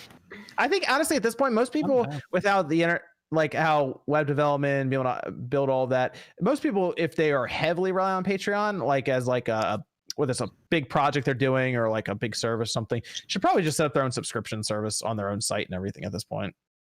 That's what I would do if I got to that point. OnlyFans. Jeff Burns says, everyone who doesn't know, if you haven't signed up for Game Pass yet, if you get prepaid Xbox Live gold cards and add them to your account before you pay the $1 for Game Pass, Microsoft will convert all gold months to Game Pass Ultimate up to 2 to 3 years. So I guess see if you can find them. They're taking them. They're pulling them from stores and stuff. They're just disappearing now. Those 12-month gold cards. So I have not turned on my Xbox One in months, and I have had Game Pass for over a year. I have wasted so much money. I mean, it's probably gonna be like 12 updates waiting for you. Oh yes, which is why I don't want to turn it on. But then if you don't turn it on, it'll just build up more and more. That's the thing. Like, it's just this never-ending cycle with owning an Xbox One. I'm like, why did I do this? Wishbone says, Lucas says, I watch all of your guys' stuff. Just want to show my thanks to you guys for all the entertainment. Also, watch out, Scott, because that was the break your wall touch record really soon. Wishbone says Battletoads is gonna probably get a bad review. They should have made it like Killer Instinct Toad model with the style of Arkham Knight, third person fighting mechanics. That would have been next gen. Battletoads is coming out in like 3 weeks. So this man has no sense of development budget whatsoever. They weren't trying to spend that much money on the game. Let me go over to Sean. Where can they find you, man? I'm on RGT85. I don't really know what I'm doing this week yet. So yeah, but Famicom. I don't know because I gotta wait. I gotta wait for Super Mario 2 and Doki Doki to show up. Ooh, so they might show up this week. Hopefully, that's the goal, and I would like to have that ready by the weekend because I'm also trying to get a sponsored video. So yeah, it'd be nice to get a little bag. Okay, fair enough. And then what about Miss Click? Yeah, thanks for having me. You guys can find me here on YouTube as Miss Click Gaming. I actually have a couple of new videos that I'm working on, so that's exciting because I haven't done some in a while. But other than that, you can find me live back on Monday. We stream pretty much every day at twitch.tv/missclick_live, or you can type in Miss Click Gaming now on Twitch too, and it works. Good. And I want to say shout out to Twitch chat. Twitch has been popping off lately, so thanks to everybody who's been watching on Twitch too. Like shout out to YouTube, you guys cool, but hey, bleed purple. Miss Click keeps hosting us, so it's helping out. Thanks, Miss Click. I keep forgetting to do it, man. Appreciate it.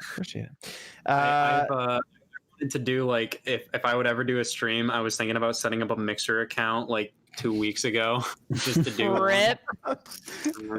Rip. You should have did it. You probably could have. It would have saved him. You could have got 10 million, then took their 10 million and left, Scott.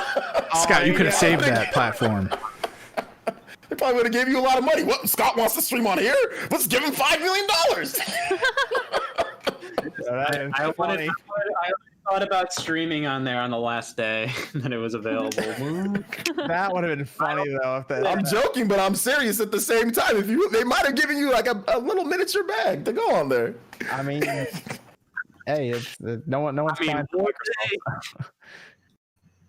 No, that'd have been funny. K19 says I've been looking on to playing some N64 since my brother-in-law has been wanting to play some wrestling games. WCW NWO Revenge is the best wrestling game. Any suggestions on what to play it on a flat screen TV? I guess the adapter is that like the best one at this point? The Eon or I guess the RetroTink, right, Sean? If you're really gonna, because that'll work for more systems. That'll work for more systems, and really the S video.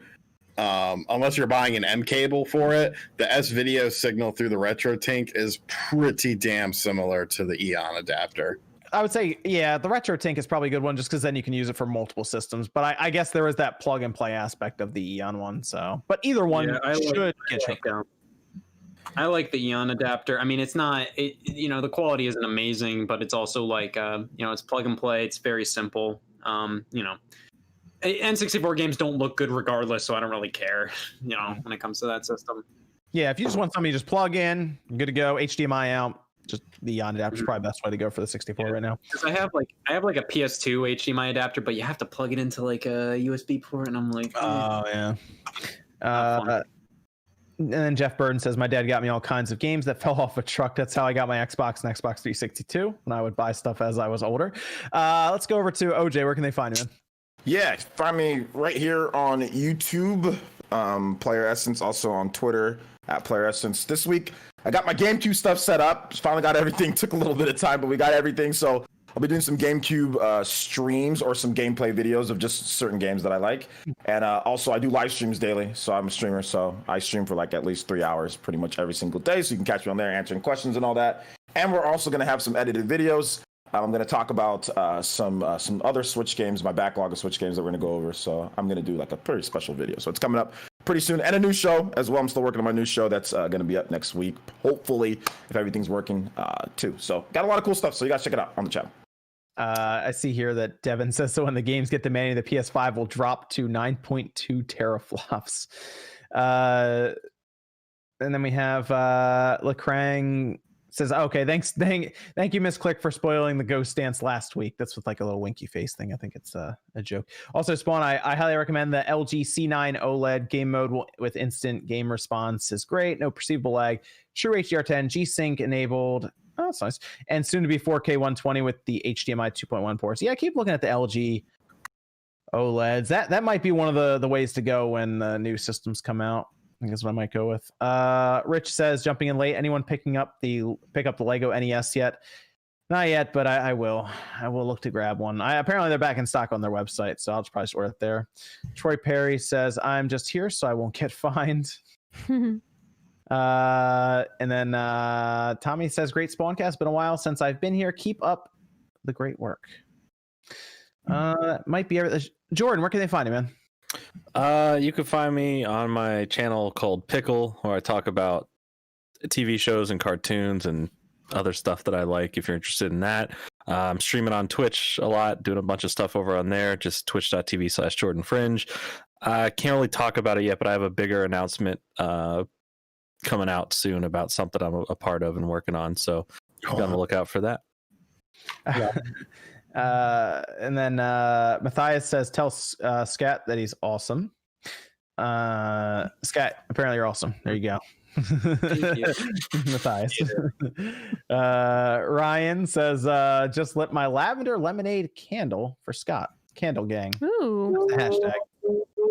I forgot. I also have sea salt and driftwood in the living room. So, how could you not show that one off? Seriously. Wasn't a bad one.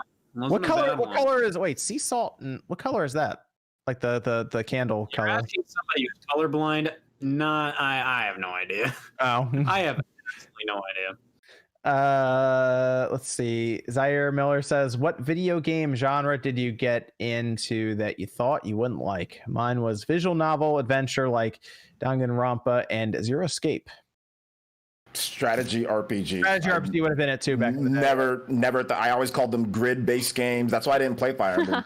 I always called them grid games. I hated them. I didn't buy the Fire Emblem games. 2013 rolled around. I bought Fire Emblem Awakening on a whim. I was going through a really hard time, and it literally changed my life, honestly.